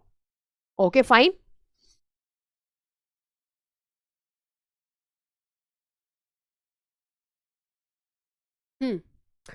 So let's see what will be the correct answer, C, B and A. तो D हमारा सही answer, show the result. D सिर्फ और सिर्फ C, A और B। अच्छा जी, तुम लोगों ने क्या लगाया? बहुत सारे बच्चों ने सिर्फ और सिर्फ 66% बच्चों ने ये वाला आंसर दिया, 20% सिर्फ 9 बच्चों ने कौन सा आंसर दिया? डी वाला आंसर दिया। तनीषा का सही है, सुभाष, पटेल, अंजू, सुमेला, रुचिका। इधर देखो तुमने क्या आंसर किया है भाई। मुझे ये उम्मीद नहीं थी कि तुम इस क्वेश्चन में गलती करोगे, है ना? मुझे ये उम्मीद नहीं थी कि तुम लोग इस क्वेश्चन में गलती करोगे। बट बेटा, अब साथ साथ रिएक्शन मैकेनिज्म भी कर लो, कल की छुट्टी है, एटलीस्ट 3-4 लेक्चर तो निपटा ही दो मैकेनिज्म के, ज्यादा नहीं है, ठीक है? 12-13 लेक्चर का ही है, 3-4 लेक्चर तो निपटा ही दो मैकेनिज्म के। एक दिन एक्स्ट्रा क्लास भी लूंगी आपकी conjugate addition sulphur ylide phosphorus ylide की, एक दिन एक्स्ट्रा क्लास भी लूंगी आपकी, ठीक है? अब देखो ध्यान से, इस क्वेश्चन में कार्बोकेटाइन की स्टेबिलिटी कंपेयर करनी थी। मतलब इसमें 70% बच्चे हमारे फेल हो गए इस क्वेश्चन में। तुमने क्या देखा भाई? सबसे पहले देखो ये वाला कार्बोकेटाइन है बेटा, यहाँ पे इसकी स्टेबिलिटी देखो कि यहाँ पे क्या क्या है। अगर मैं देखूं तो 3 अल्फा हाइड्रोजन यहाँ, 3 अल्फा हाइड्रोजन यहाँ, 6 अल्फा हाइड्रोजन प्लस। क्या मैं बोल सकती हूँ कि ओएमई के लॉन पेयर यहाँ पे प्लस एम से इसको स्टेबलाइज करेंगे? मतलब यहाँ पे प्लस आपका क्या लग रहा है? मेसोमेरिक लग रहा है, मेसोमेरिक इफेक्ट लग रहा है। प्लस यहाँ पे 6-6 अल्फा हाइड्रोजन की कॉन्जुगेट, मतलब 6-6 अल्फा हाइड्रोजन की 6-6 अल्फा हाइड्रोजन की वजह से इसकी हाइपर कॉन्जुगेटिव स्ट्रक्चर कितनी बनेगी? 7, प्लस यहाँ पे मेसोमेरिक इफेक्ट। दूसरे वाले केस में इस ओएमई का तो सिर्फ और सिर्फ माइनस आई लग रहा है क्योंकि ये बगल में नहीं, रेजोनेंस लग रहा है, ठीक है? Plus 6 alpha hydrogen. ये तो नॉर्मल अलाइलिक स्टेबलाइज है, बट यहाँ पे मेसोमेरिक यानी कि प्लस एम लग रहा है। OCH3 का लोन पेयर का प्लस एम ज्यादा होता है, ऑब्वियस सी बात है। उसके बाद में देखो ए में सिर्फ 3 अल्फा हाइड्रोजन इधर, 3 इधर और 2 यहाँ पे, 3 और 6, 7 और 8 अल्फा हाइड्रोजन। तो सबसे ज्यादा हम देते हैं रेजोनेंस को स्टेप ऑर्डर, उसके बाद में हम देते हैं हाइपर कॉन्जुगेशन, उसके बाद में इंडक्टिव, ठीक है? ये वाला हमारा ऑर्डर होता है। रेजोनेंस में भी जो लोन पेयर इलेक्ट्रॉन डेंसिटी देते उसको हम पहले प्रायोरिटी देते, उसके बाद में डबल बॉन्ड को हम प्रायोरिटी देते, ठीक है? उसके बाद हाइपर कॉन्जुगेशन, देन इंडक्टिव। तो सबसे ज्यादा बेटा सी की होनी चाहिए, फिर बी की होनी चाहिए और फिर ए की होनी चाहिए। तो सी, बी और A, that is correct answer is the D. तुमने क्या किया पहले मुझे ये बताओ। ये जो आज हमारे 70% बच्चे इस क्वेश्चन को सॉल्व करने में नाकामयाब रहे, क्यों भाई? क्यों भाई? बताना जल्दी, ऐसा क्यों हुआ? ऐसा क्यों हुआ बताओ।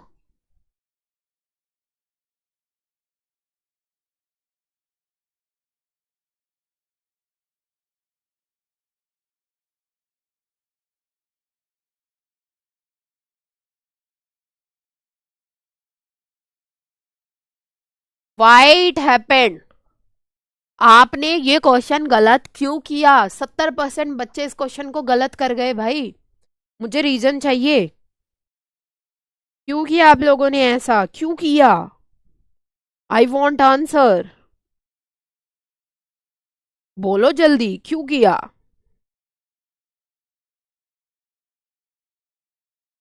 बोल नहीं रहे हैं अब? क्यों नहीं बोल रहे हो भाई?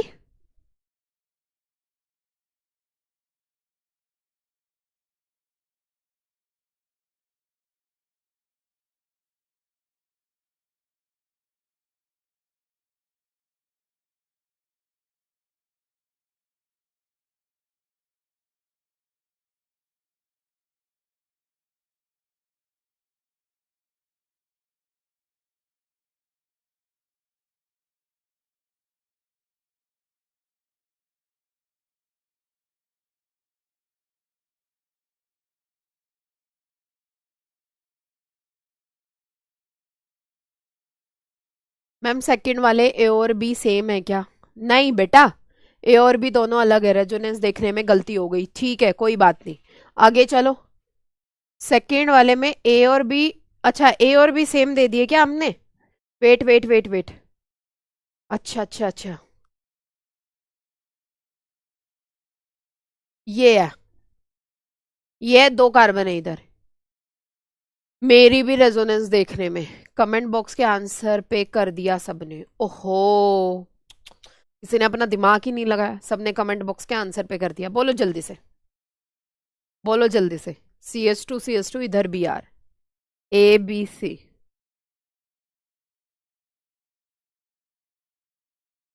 ए बी सी फटाफट।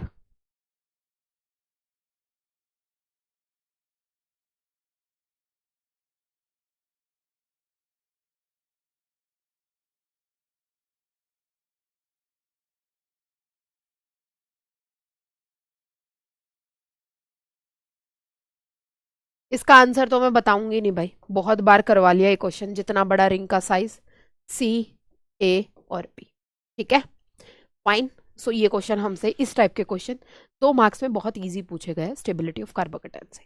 बट मेन जो क्वेश्चन कार्बोकेटाइन के पूछे गए हैं बेटा, वो 4 मार्क्स में, बहुत बढ़िया बढ़िया सवाल। पोल नहीं दूंगी, इसका तो बिल्कुल भी नहीं दूंगी, मुझे तो पता ही है, इसमें तो सबने ही कर लिया है, इसको तो डी डी कर रहे हो सब लोग। ठीक है ठीक है, ठीक है ठीक है, अच्छा ठीक है, एक पोल दे देती हूँ, बस 100% कर देना, ठीक है। लो, स्टार्ट द पोल, 100% कर देना इसको, करोगे? लो, दे दिया 30 सेकेंड आपको, पोल मांग रहे थे तो दे दिया, लो।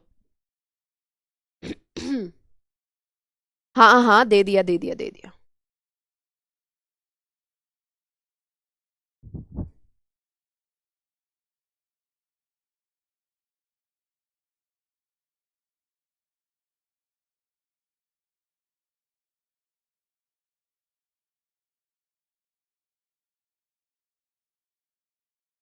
Clear clear.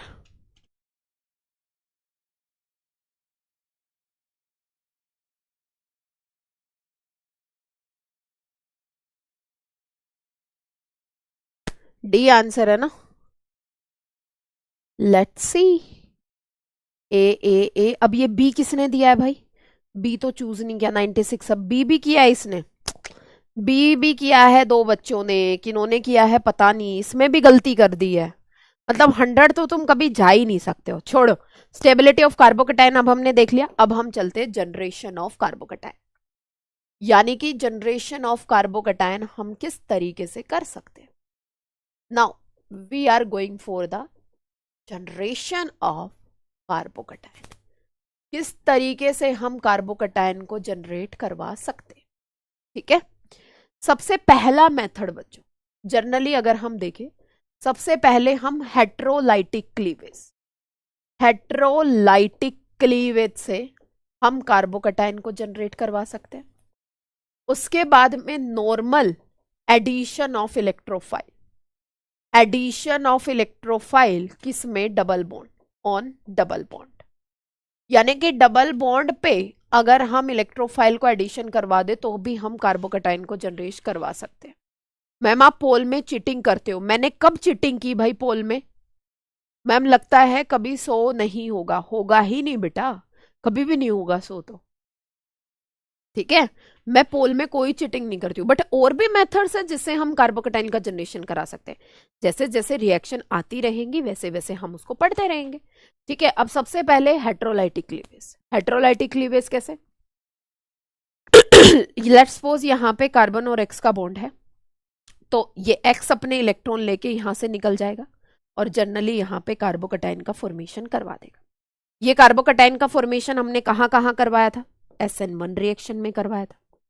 इस कार्बोकेटाइन का फॉर्मेशन हमने, ऐसे कार्बोकेटाइन का फॉर्मेशन हमने कहाँ करवाया था? E1 रिएक्शन में करवाया था। जब सबस्ट्रेट हमारे पास में क्या होता है? टर्शरी होता है। लेट्स सपोज टर्शरी सबस्ट्रेट है, Cl है, और मैंने यहाँ पे न्यूट्रल सॉल्वेंट दे रखा है, तो सबसे पहले यहाँ कार्बोकेटाइन के जनरेशन के थ्रू रिएक्शन होगी। अगर यहाँ पे OH है, H2SO4 दे रखा है, तो इस केस में भी हमें पता है कि यहाँ पे कार्बोकेटाइन जनरेट होगा बेटा। उसके बाद क्या रिएक्शन होनी है वो हम, रिएक्शन तो हमें पता ही है, अभी हम जनरेशन ऑफ कार्बोकेटाइन करवा रहे हैं। लेट्स सपोज यहाँ पे मैंने Cl डाल दिया, वाटर डाल दिया है, टर्शरी सबस्ट्रेट है, तो भी यहाँ पे कार्बोकेटाइन का जनरेशन होना है। ठीक है, उसके बाद में लेट्स सपोज कि यहाँ पे क्या है, एक तरीके से प्राइमरी OH है, प्राइमरी OH है, और इसकी रिएक्शन अगर मैं यहाँ H+ और Br के साथ करवाऊँ, HBr के साथ कराऊं, तो ये रिएक्शन बताओ मुझे कि ये SN1 मैकेनिज्म के थ्रू जाएगी या SN2 मैकेनिज्म के थ्रू जाएगी। अगर ये Cl है और इसकी रिएक्शन मैं AlCl3 के साथ करवाऊं, किस में कार्बोकेटाइन का फॉर्मेशन होगा और किस में कार्बोकेटाइन का फॉर्मेशन नहीं होगा?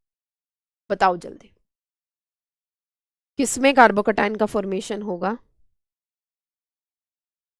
किस में नहीं होगा?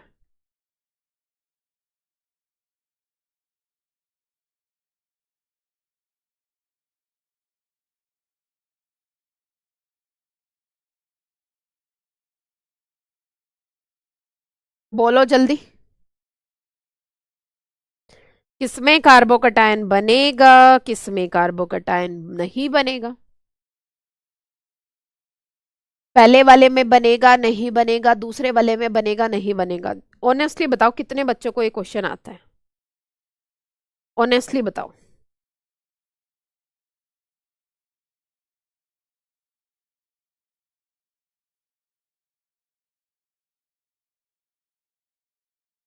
कितने बच्चों को ये क्वेश्चन आता है?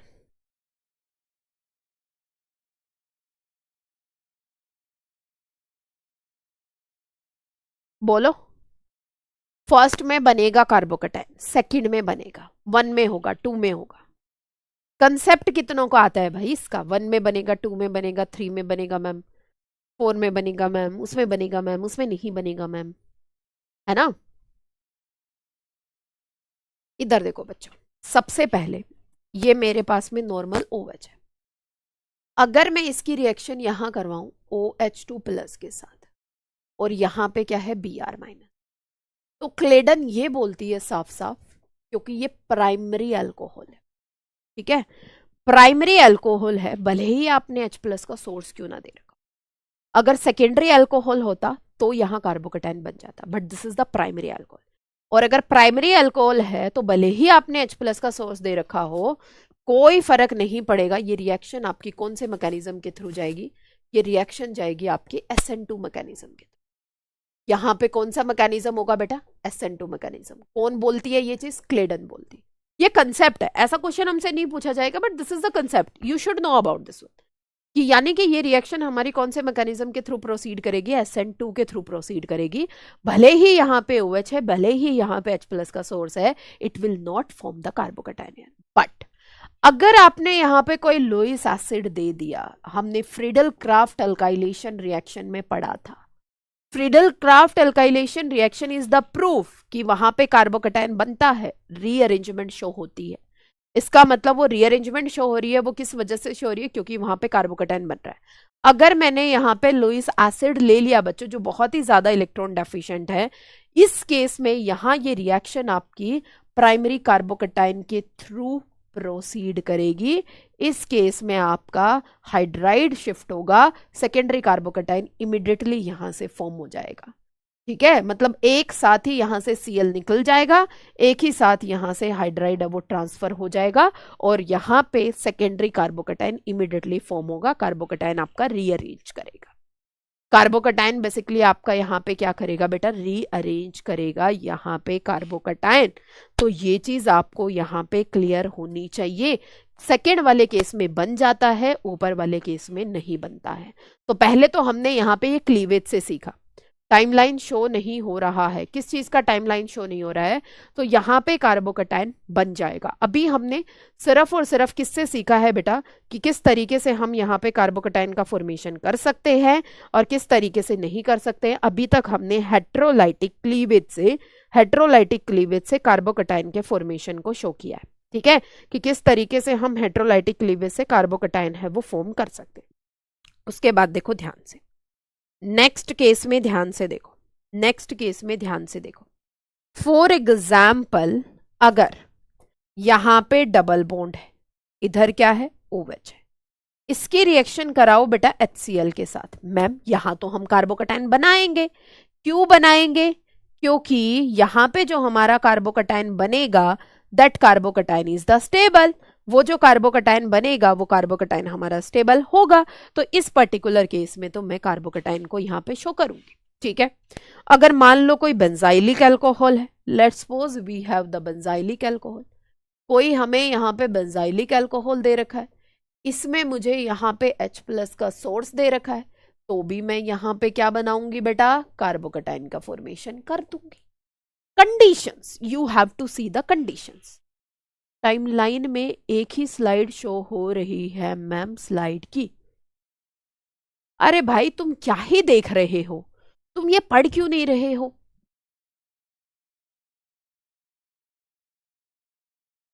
तुम पढ़ क्यों रहे हो, मैं तो तुम्हें दिख रही हूं ना पढ़ाते वक्त। ये बताओ, जो हम पढ़ रहे हैं वो तो वो तो तुम लोगों को दिख रहा है ना, तुम क्या ही देखते रहते हो। उसको छोड़ो, वो बाद में देखना, पहले जो चीज समझने की ना, कितना इंपॉर्टेंट टॉपिक चल रहा है, वरना पता ही नहीं लगता कहाँ कार्बोकेटाइन बनाना होता है, कहाँ नहीं होता है। फिर तुम बोलोगे हमें ऑर्गेनिक के क्वेश्चन नहीं आते। कैसे आएंगे जब ये चीज नहीं आएगी, तो कैसे ऑर्गेनिक के क्वेश्चन सॉल्व करोगे, ये चीज अगर आएगी नहीं तो। क्या ही देख रहे हो, छोड़ो उस चीज को, यहां आओ, यहां देखो जल्दी से, यहां आओ फटाफट।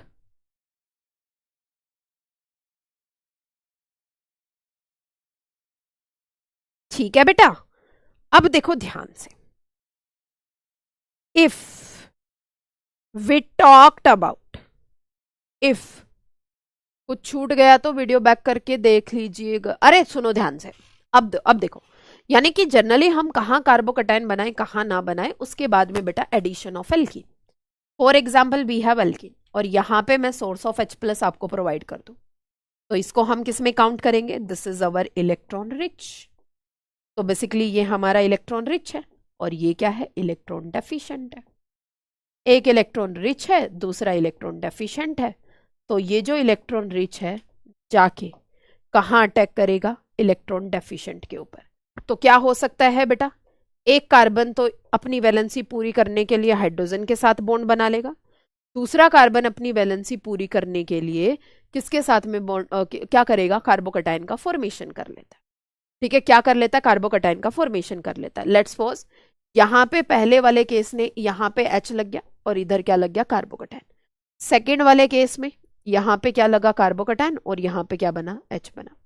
अब जर्नली ये जो कार्बोकेटाइन बन रहा है दैट इज द सेकेंडरी और ये जो बन रहा है वो प्राइमरी। तो हमें पता है कि secondary is more stable then primary, तो हम क्या करेंगे, यहाँ पे हम मोर स्टेबल कार्बोकेटाइन का फॉर्मेशन करेंगे देन प्राइमरी। तो इस तरीके से भी हम यहाँ पे कार्बोकेटाइन है वो फॉर्म कर सकते हैं। ठीक है, इस तरीके से भी हम यहाँ पे कार्बोकेटाइन फॉर्म कर सकते हैं। जैसे कि फॉर एग्जाम्पल अगर कुछ इस तरीके से आपको दे रखी है बच्चों एल्कीन और यहाँ पे दे दिया सोर्स ऑफ H+, तो इलेक्ट्रॉन रिच है, H+ जाके अटैक करेगा। अब जैसे ही H+ जाके अटैक करेगा तो यहाँ पे भी दो पॉसिबिलिटी, एक कार्बोकेटाइन इधर बन जाए, H यहाँ लग जाए। दूसरे केस में बेटा सेकेंडरी कार्बोकेटाइन बन जाए और H यहाँ पे लग जाए। तो ये तो प्राइमरी है और ये क्या है, सेकेंडरी है। सो this is our secondary and ऊपर वाला क्या है, प्राइमरी है। तो primary is less stable, secondary is more stable. तो ये जो कार्बोकटाइन यहां बन रहा है ये थोड़ा सा ज्यादा स्टेबल है ऊपर वाले से। बट देखो अब यहां पे जनरली अगर कार्बोकटाइन फर्दर आसपास देखता है कि क्या मैं कोई और ज्यादा स्टेबल कार्बोकटाइन बना सकता हूं, यानी कि फर्दर आसपास देखता है कि क्या मैं और कोई स्टेबल कार्बोकटाइन बना सकता हूं, या फिर नॉर्मली ये वाली रिएक्शन है हमारी, जैसे ही मैंने इसकी रिएक्शन करवाई HBr के साथ में, तो सबसे पहले बच्चों हम लोग बनाएंगे मोर स्टेबल कार्बोकटाइन। अपने बचपन में इसको मार्कोनिक ऑफ एडिशन से रटा होगा कि हाइड्रोजन वहां लगा दो जहां नंबर ऑफ हाइड्रोजन ज्यादा है, कार्बोकटाइन वहां बना दो जहां पे नंबर ऑफ हाइड्रोजन कम है। But actually this is about the stability of the कार्बोकटाइन। ये कैसे आता है, स्टेबिलिटी ऑफ कार्बोकटाइन से आता है, जिसको हम मार्कोनिक ऑफ एडिशन भी बोलते हैं। तो कार्बोकटाइन यहां बना, तो Br माइनस का प्रोडक्ट बनना क्या चाहिए था, Br लगना चाहिए था हमारा यहां पे।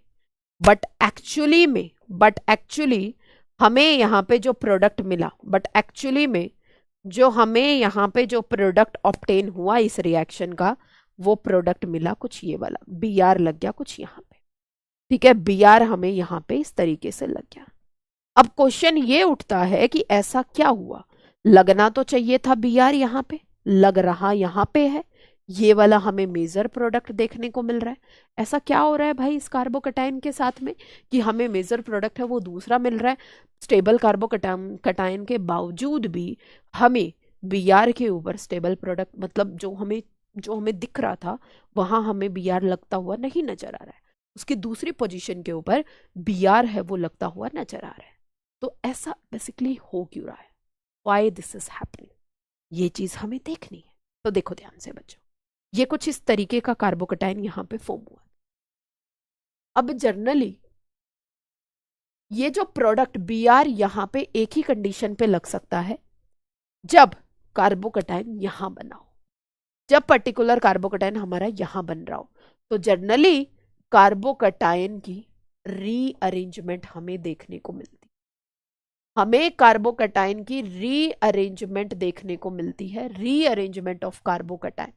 कि कार्बोकटाइन उससे नेक्स्ट कार्बन के ऊपर भी शिफ्ट हो सकता है, उससे नेक्स्ट के ऊपर भी शिफ्ट हो सकता है, जहां इसको मैक्सिमम स्टेबिलिटी मिल रही है वहां तक ये कार्बोकटाइन रीअरेंज कर सकता है। ठीक है ना, to get the stability, further stability को गेन करने के लिए, टू गेट द स्टेबिलिटी।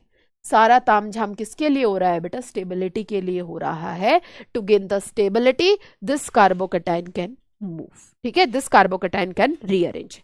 तो बेसिकली यहां पे फर्दर अगर मैं बात करूं, इधर मेरे पास में H है और यहां पे क्या है CH3।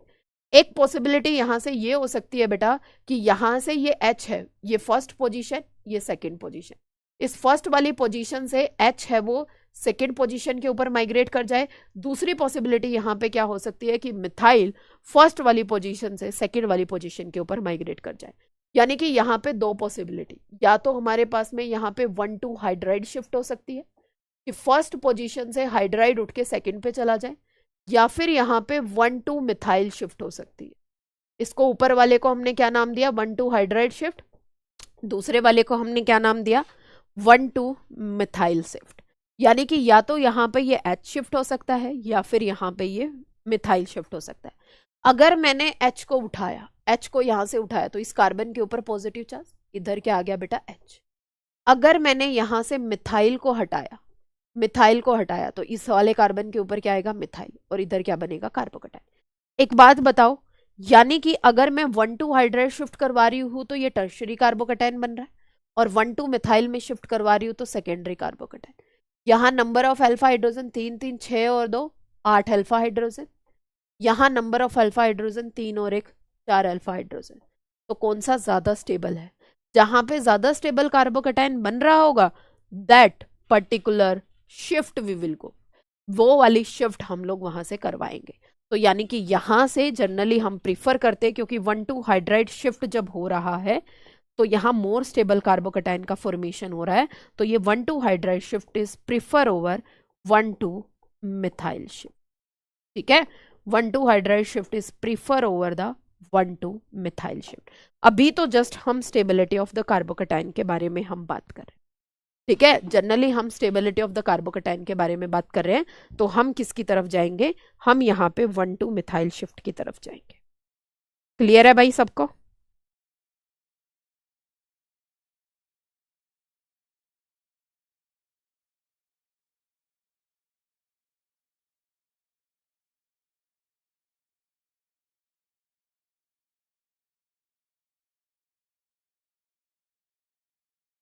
क्लियर है भाई यहाँ पे सबको?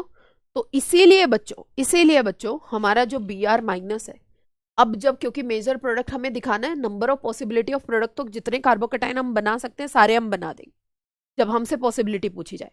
जब मेजर प्रोडक्ट के बारे में पूछा जाए तो हम ये करेंगे, तो बी आर माइनस जाएगा इस पॉजिटिव के ऊपर जाके अटैक कर लेगा, तो बी आर इधर आया, यहाँ पे क्या आ गया, एच आ गया।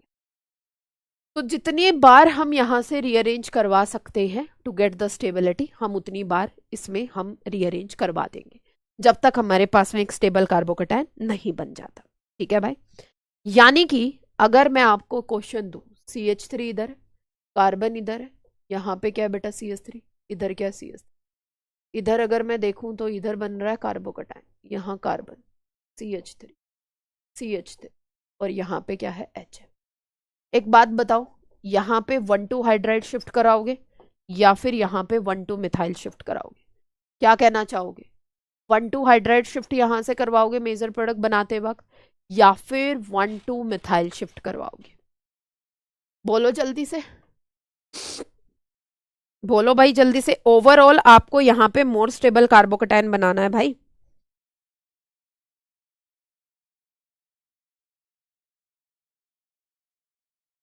ठीक है, overall we have to go for more stable carbocation.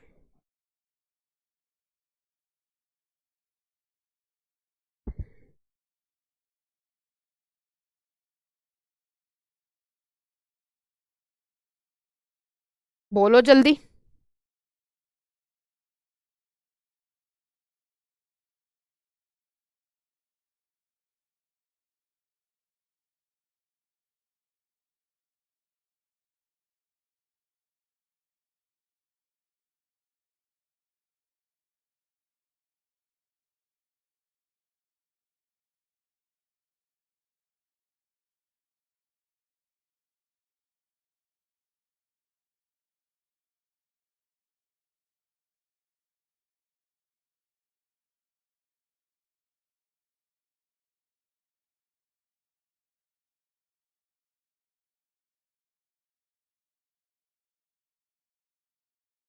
One two hydride shift, 1,2 hydride shift, बोलो बोलो जल्दी से।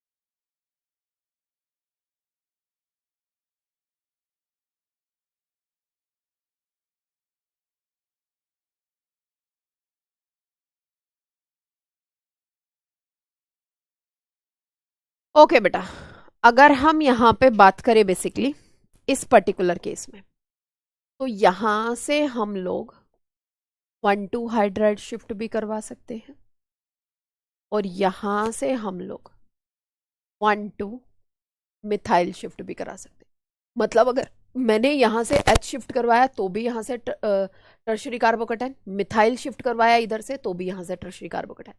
अगर मैंने H को शिफ्ट करवाया तो क्या बनेगा, यहां से CH3, इधर क्या है CH, इधर क्या है H, और यहाँ पे क्या है हमारे पास में कार्बोकेटाइन, यहाँ CH3 और इधर भी क्या है CH3। अब देखो ध्यान से, सेकेंड वाले केस में अगर मैंने मिथाइल शिफ्ट करवाया तो CH3, इधर क्या है कार्बन, यहाँ पे क्या है CH3, इधर क्या है CH, इधर मिथाइल और यहाँ पे कार्बन, CH3 और H है वो एज इट इज रहेगा।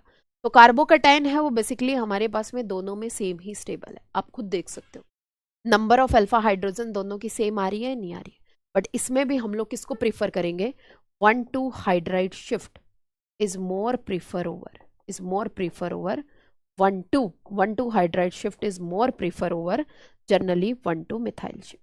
ठीक है, ये हमारे पास में होती है शिफ्टिंग की। देखो अब क्या आपने एक माइग्रेटरी एप्टीट्यूड पढ़ा है बेटा, आपको याद है कि दोनों करवा सकते हैं, बट यहाँ पे आपको माइग्रेटरी एप्टीट्यूड पढ़ा है किसी ने कि कार्बोकटाइन में माइग्रेटरी एप्टीट्यूड किसका ज्यादा होता है किसका नहीं होता है, पढ़ा है या नहीं पढ़ा है, पढ़ा है या नहीं पढ़ा है माइग्रेटरी एप्टीट्यूड?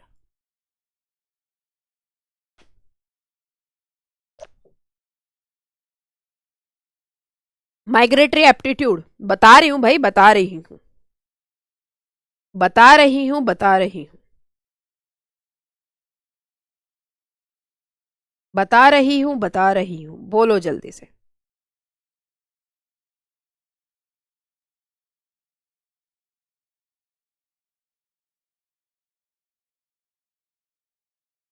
पढ़ा है ना?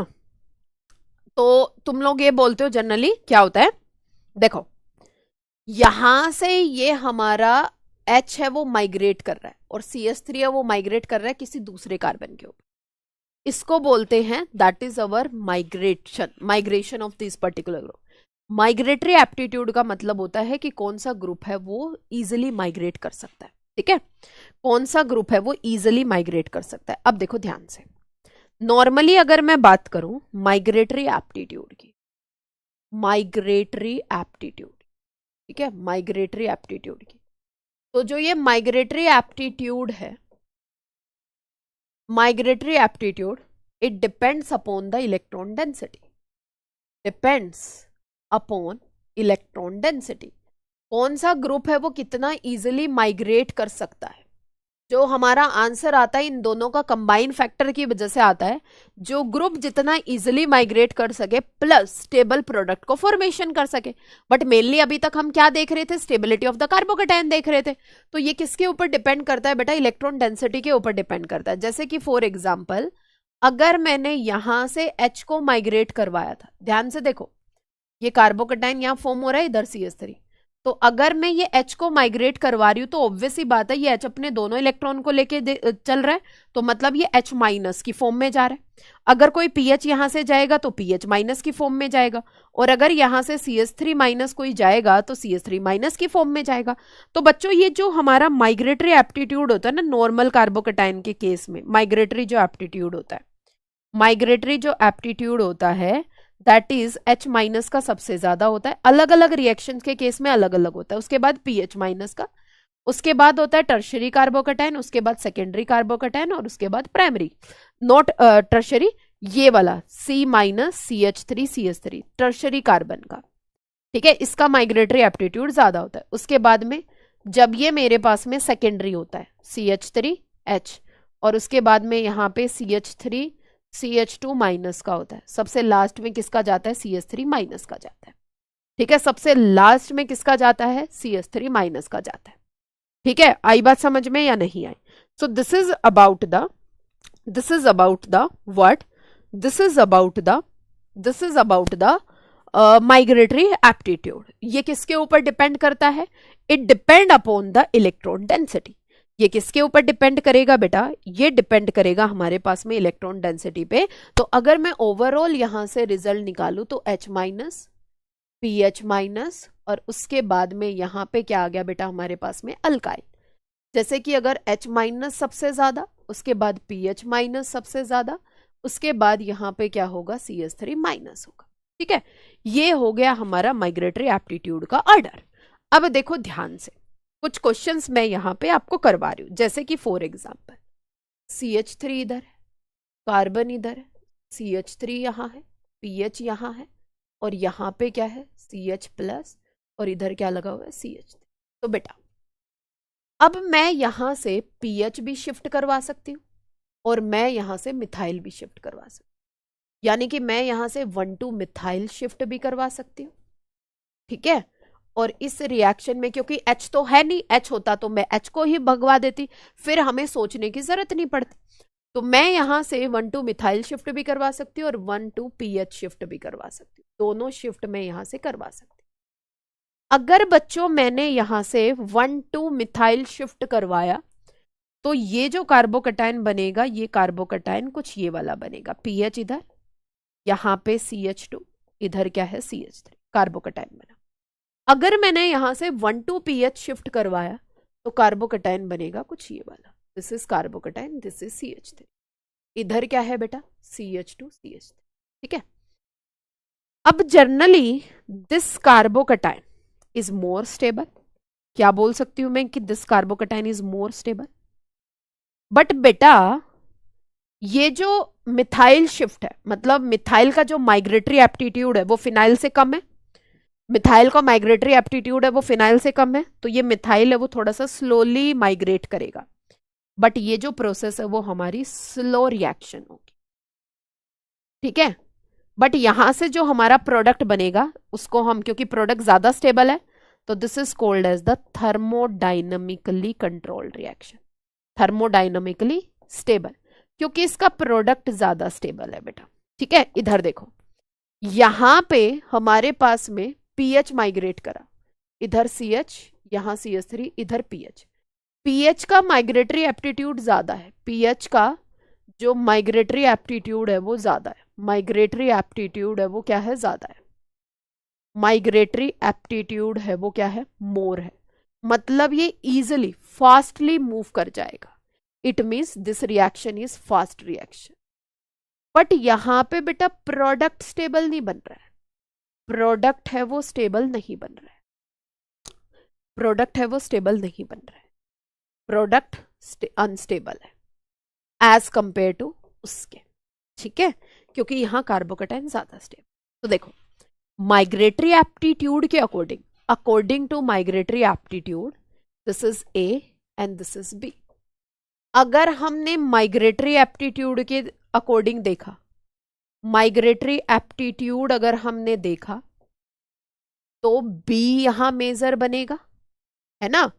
और अगर हमने प्रोडक्ट की स्टेबिलिटी देखी, मतलब थर्मोडाइनमिक स्टेबिलिटी देखी, बताया था मैंने आपको थर्मोडाइनमिक स्टेबिलिटी देखी, तो यहां पे बेटा A है वो मेजर बनेगा, A है वो मेजर बनेगा। अब हम क्या करें बेटा, जब भी जनरली आपको स्टेबिलिटी ऑफ कार्बोकटायन देखनी है, ठीक है, जब भी आपको generally stability of the carbocation देखनी है नॉर्मल कंडीशन में, क्योंकि यहां पे हमें नहीं पता कि रिएक्शन माइग्रेटरी एप्टीट्यूड कंट्रोल करेगा या थर्मोडाइनमिकली एप्टीट्यूड है वो कंट्रोल करेगा, ठीक है। जनरली अगर हम normally stability of the carbocation देख रहे हैं, वो अलग बात है, पिनाकोल टाइप की रिएक्शन, डाइनोन फिनोन टाइप की रिएक्शन, वो रिएक्शन आपकी माइग्रेटरी एप्टीट्यूड कंट्रोल करता है, that is kinetically controlled reaction, generally हम उसको बात करते हैं, उसके बारे में भी हम बात करेंगे।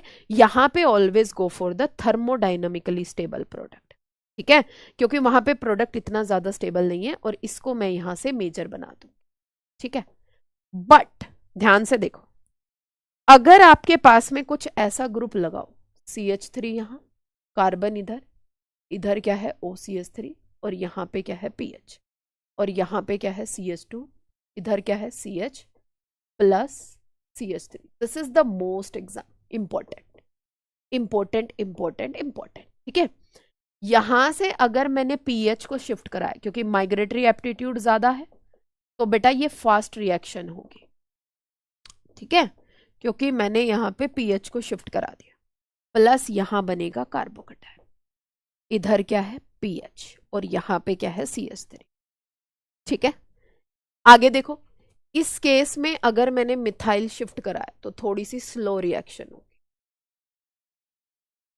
स्लो रिएक्शन होगी, क्योंकि यहां पे बनेगा पॉजिटिव, इधर क्या आएगा OCH3, बट प्रोडक्ट थोड़ा सा ज्यादा स्टेबल होगा।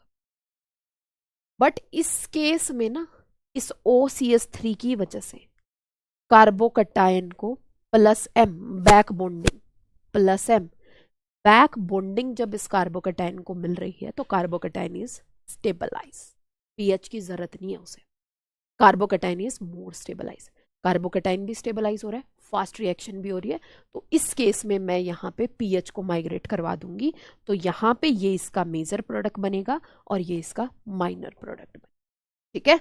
बट जब यहाँ पे CH3 टाइप के ग्रुप्स है, तब हम बेटा पीएच के कॉरेस्पॉन्डिंग, क्योंकि यहाँ पे कार्बोकटाइन ये पीएच ज्यादा स्टेबलाइज कर रहे हैं।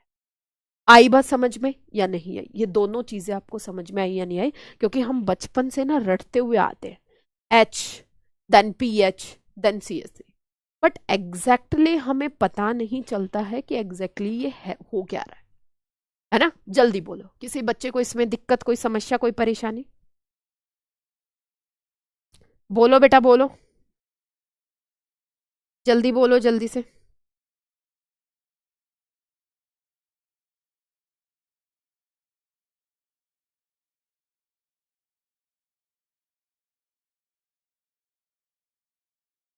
नहीं हुआ क्या क्लियर? बोलो भाई।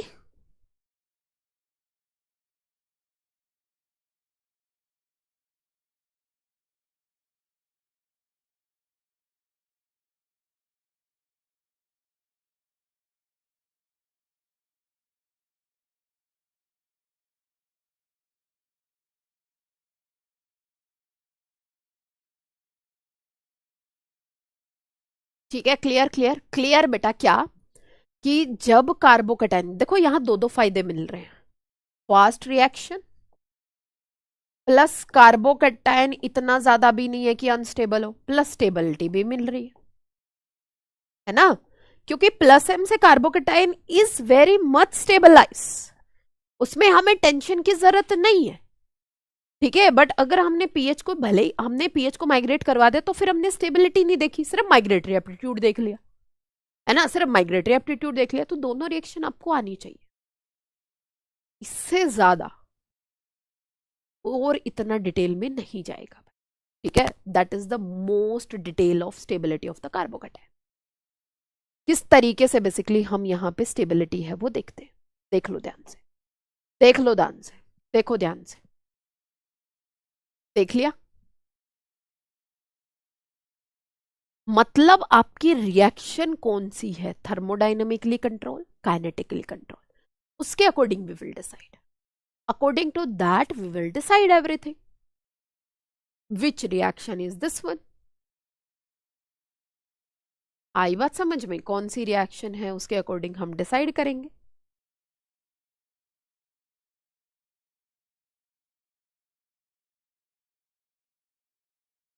गुड, अगर समझ में आ गया है तो गुड। अब देखो, नॉर्मली बेटा ये चीज आपको बतानी थी मुझे माइग्रेटरी एप्टीट्यूड की, ठीक है। और कब हम इसको कंसीडर करते हैं माइग्रेटरी एप्टीट्यूड को? नॉर्मल कंडीशन में only go for the stability of the कार्बोकटाइन। इस टाइप से जब कार्बोकटाइन बहुत ज्यादा स्टेबलाइज आ जाए ना, बहुत ज्यादा स्टेबल कार्बोकटाइन बन जाए, ठीक है, due to the plus M, तब हम स्टेबिलिटी ऑफ कार्बोकटाइन में हम इस माइग्रेटरी एप्टीट्यूड को कंसीडर कर लेंगे, ठीक है। तब हम इसको कंसीडर कर लेते हैं। ओके फाइन, आगे चलिए। अब देखो, रीअरेंजमेंट ऑफ कार्बोकटाइन किस वजह से होती है बेटा? रीअरेंजमेंट ऑफ कार्बोकटाइन होती है, अभी हम क्या कर रहे थे, रीअरेंजमेंट ही तो कर रहे थे। सो ये rearrangement of carbocation, rearrangement of carbocation किस वजह से होती है? To get the stability. किस लिए होती है? To get the stability, to get the stability. तो ये जो रीअरेंजमेंट ऑफ कार्बोकटाइन है वो किस लिए होती है? स्टेबिलिटी को गेन करने के लिए, ठीक है ना? किसके लिए? स्टेबिलिटी को गेन करने के लिए। अब ये कैसे कैसे हो सकती है रीअरेंजमेंट बेटा? अभी हमने देखा मैम यहाँ पे 1,2 हाइड्राइड शिफ्ट भी हो सकता है मैम, 1,2 मिथाइल शिफ्ट भी हो सकता है, मतलब अल्काइल शिफ्ट जनरली जिसको बोलते हैं, 1,2 मिथाइल या 1,2 अल्काइल शिफ्ट। कुछ केसेस में अभी हमने एक्सप्लेन किया ना, कौन सा, 1,2 फिनाइल शिफ्ट, पीएच शिफ्ट भी हो सकता है। इससे भी कार्बोकटाइन को, मतलब वो माइग्रेटरी एप्टीट्यूड डिपेंड करता है, बट कौन सी कंडीशन होती है, already told you, 1,2 phenyl shift भी हो सकता है रिएक्शन में कार्बोकटाइन में। उसके बाद में बेटा स्टेबिलिटी को गेन करने के लिए रिंग का एक्सपेंशन भी हो सकता है। रिंग का क्या हो सकता है? एक्सपेंशन भी हो सकता है। उसके बाद में रिंग का कॉन्ट्रैक्शन भी हो सकता है। किसके लिए? स्टेबिलिटी के लिए। सारा तामझाम किसके लिए हो रहा है? स्टेबिलिटी के लिए हो रहा है। रिंग का एक्सपेंशन, रिंग का कॉन्ट्रैक्शन, दैट इज मेन। इसके बेसिस पे CSIR नेट ने बहुत बार सवाल पूछे हुए। एक बार देखते हैं। सबसे पहले we are going to deal with the ring expansion, कि ये रिंग एक्सपेंशन बेसिकली होता कैसा है। अगर हम बात करें बेटा रिंग के एक्सपेंशन की, तो हमें पता है 3 मेंबर की रिंग, 4 मेंबर की रिंग जनरली जो हमें देखने को मिलती है, 5 मेंबर की रिंग, ठीक है। उसके बाद we have the 6 member ring. तो यहां पे जो generally bond angle, already I explain in everything in the stereo, bond angle यहाँ पे कितना होना चाहिए बेटा, 60 डिग्री का। कितना है, 60 डिग्री का। यहाँ कितने का, 90 का। यहाँ कितने का, 108 का। यहाँ कितने का, 120 का। होना कितना चाहिए, 109 का। तो उसकी वजह से एंगल स्ट्रेन आ रहा है, एंगल स्ट्रेन आ रहा है।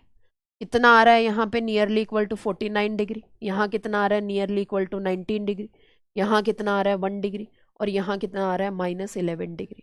बट ये रिंग है वो आपकी चेयर फॉर्म में एग्जिस्ट करती है, जिसमें लगभग हमारा 0 डिग्री का स्ट्रेन है, ठीक है। अगर मान लो 4 मेंबर की रिंग से 5 मेंबर की रिंग में एक्सपेंशन होता है, एक्सपेंशन होता है, तो ये रिंग भाग भाग के, अगर कोई 4 मेंबर की रिंग है, 5 मेंबर की रिंग में एक्सपेंशन हो रहा है। एक्सपेंशन की क्या स्पेलिंग है, मैं ही भूल गई लिखते लिखते। मतलब एक्सपैंड हो रही है, एक्सपैंड हो रही है किससे, 4 से 5 में, तो भाग के जाएगी। 5 से 6 में ये भी भाग के जाएगी, क्योंकि हम स्टेबिलिटी की बात कर रहे हैं बेटा। मैं यहाँ रेट की बात नहीं कर रही हूँ, मैं यहाँ स्टेबिलिटी की बात कर रही हूँ। और according to stability 6 member ring is more stable than the 5 member ring, stability के अकॉर्डिंग, ठीक है ना। रेट में 5 की ज्यादा है एज कंपेयर टू 6। 6 से अगर 7 में जाओगे तो रिंग का एक्सपेंशन नहीं होगा। अब अगर आप 3 से 4 में जाते हो तो भी यहाँ रिंग एक्सपेंड नहीं करती है। 4 से 5 में गए तो स्टेबिलिटी मिली, 5 से 6 में गए तो स्टेबिलिटी मिली, ठीक है ना। यानी कि 4 से 5 में गए तो स्टेबिलिटी मिली, 6 से 5 से 6 में गए तो स्टेबिलिटी मिली, 6 से 7 में गए तो हम यहाँ पे रिंग एक्सपेंशन नहीं कराएंगे। मतलब जो ये रिंग एक्सपेंशन है, एक्सपेंशन है, ये कैसे कैसे हो सकता है बेटा। 3 से 4 में जाओगे तो रिंग एक्सपेंड नहीं करेगी, 4 से 5 में जाओगे तो करेगी, 5 से 6 में जाओगे तो करेगी, 6 से 7 में जाओगे तो रिंग एक्सपेंड नहीं करेगी।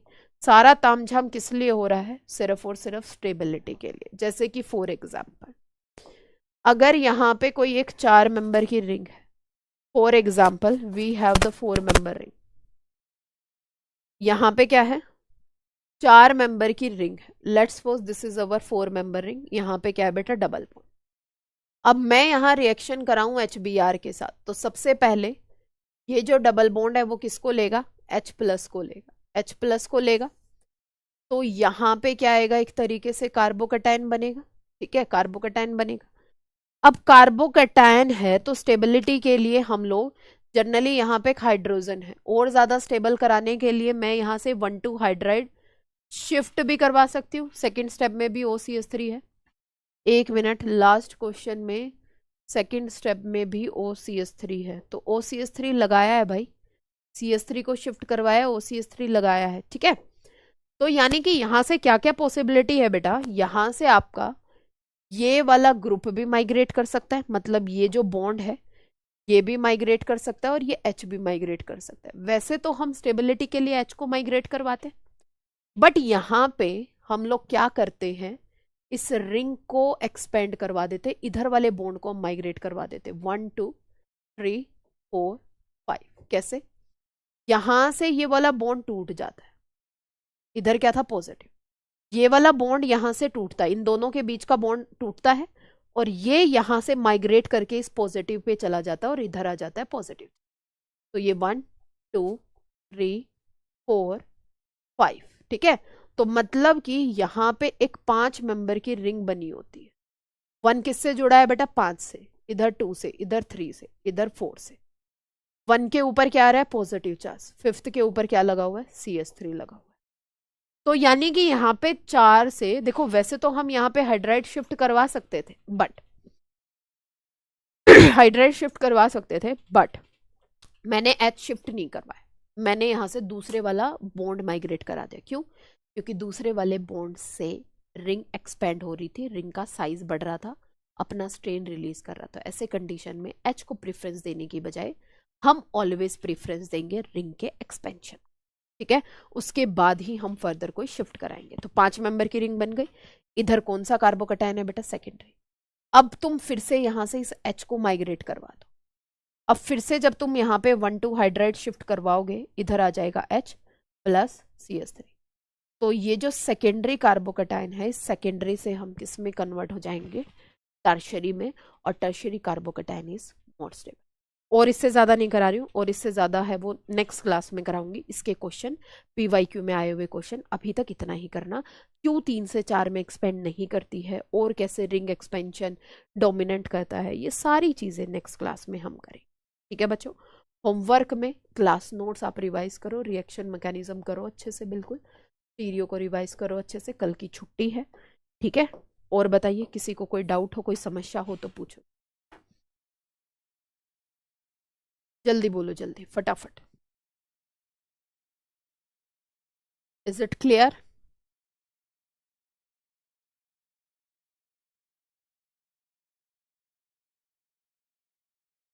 क्लियर बच्चों, क्लियर? और नहीं करा रही हूँ, और आपकी भी क्लास होगी, है ना। अब हम मिलेंगे वेडनेसडे, थर्सडे को। थर्सडे फ्राइडे 2 दिन क्लास होगी, फिर 2 दिन ऑफ।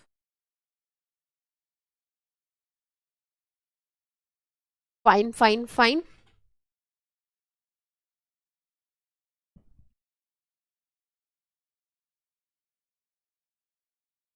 मैम मुझे स्ट्रक्चर बता दीजिए दोबारा कार्बोकैटायन वाला। अरे भाई कोमल, कार्बोकैटायन का प्लेनर स्ट्रक्चर है।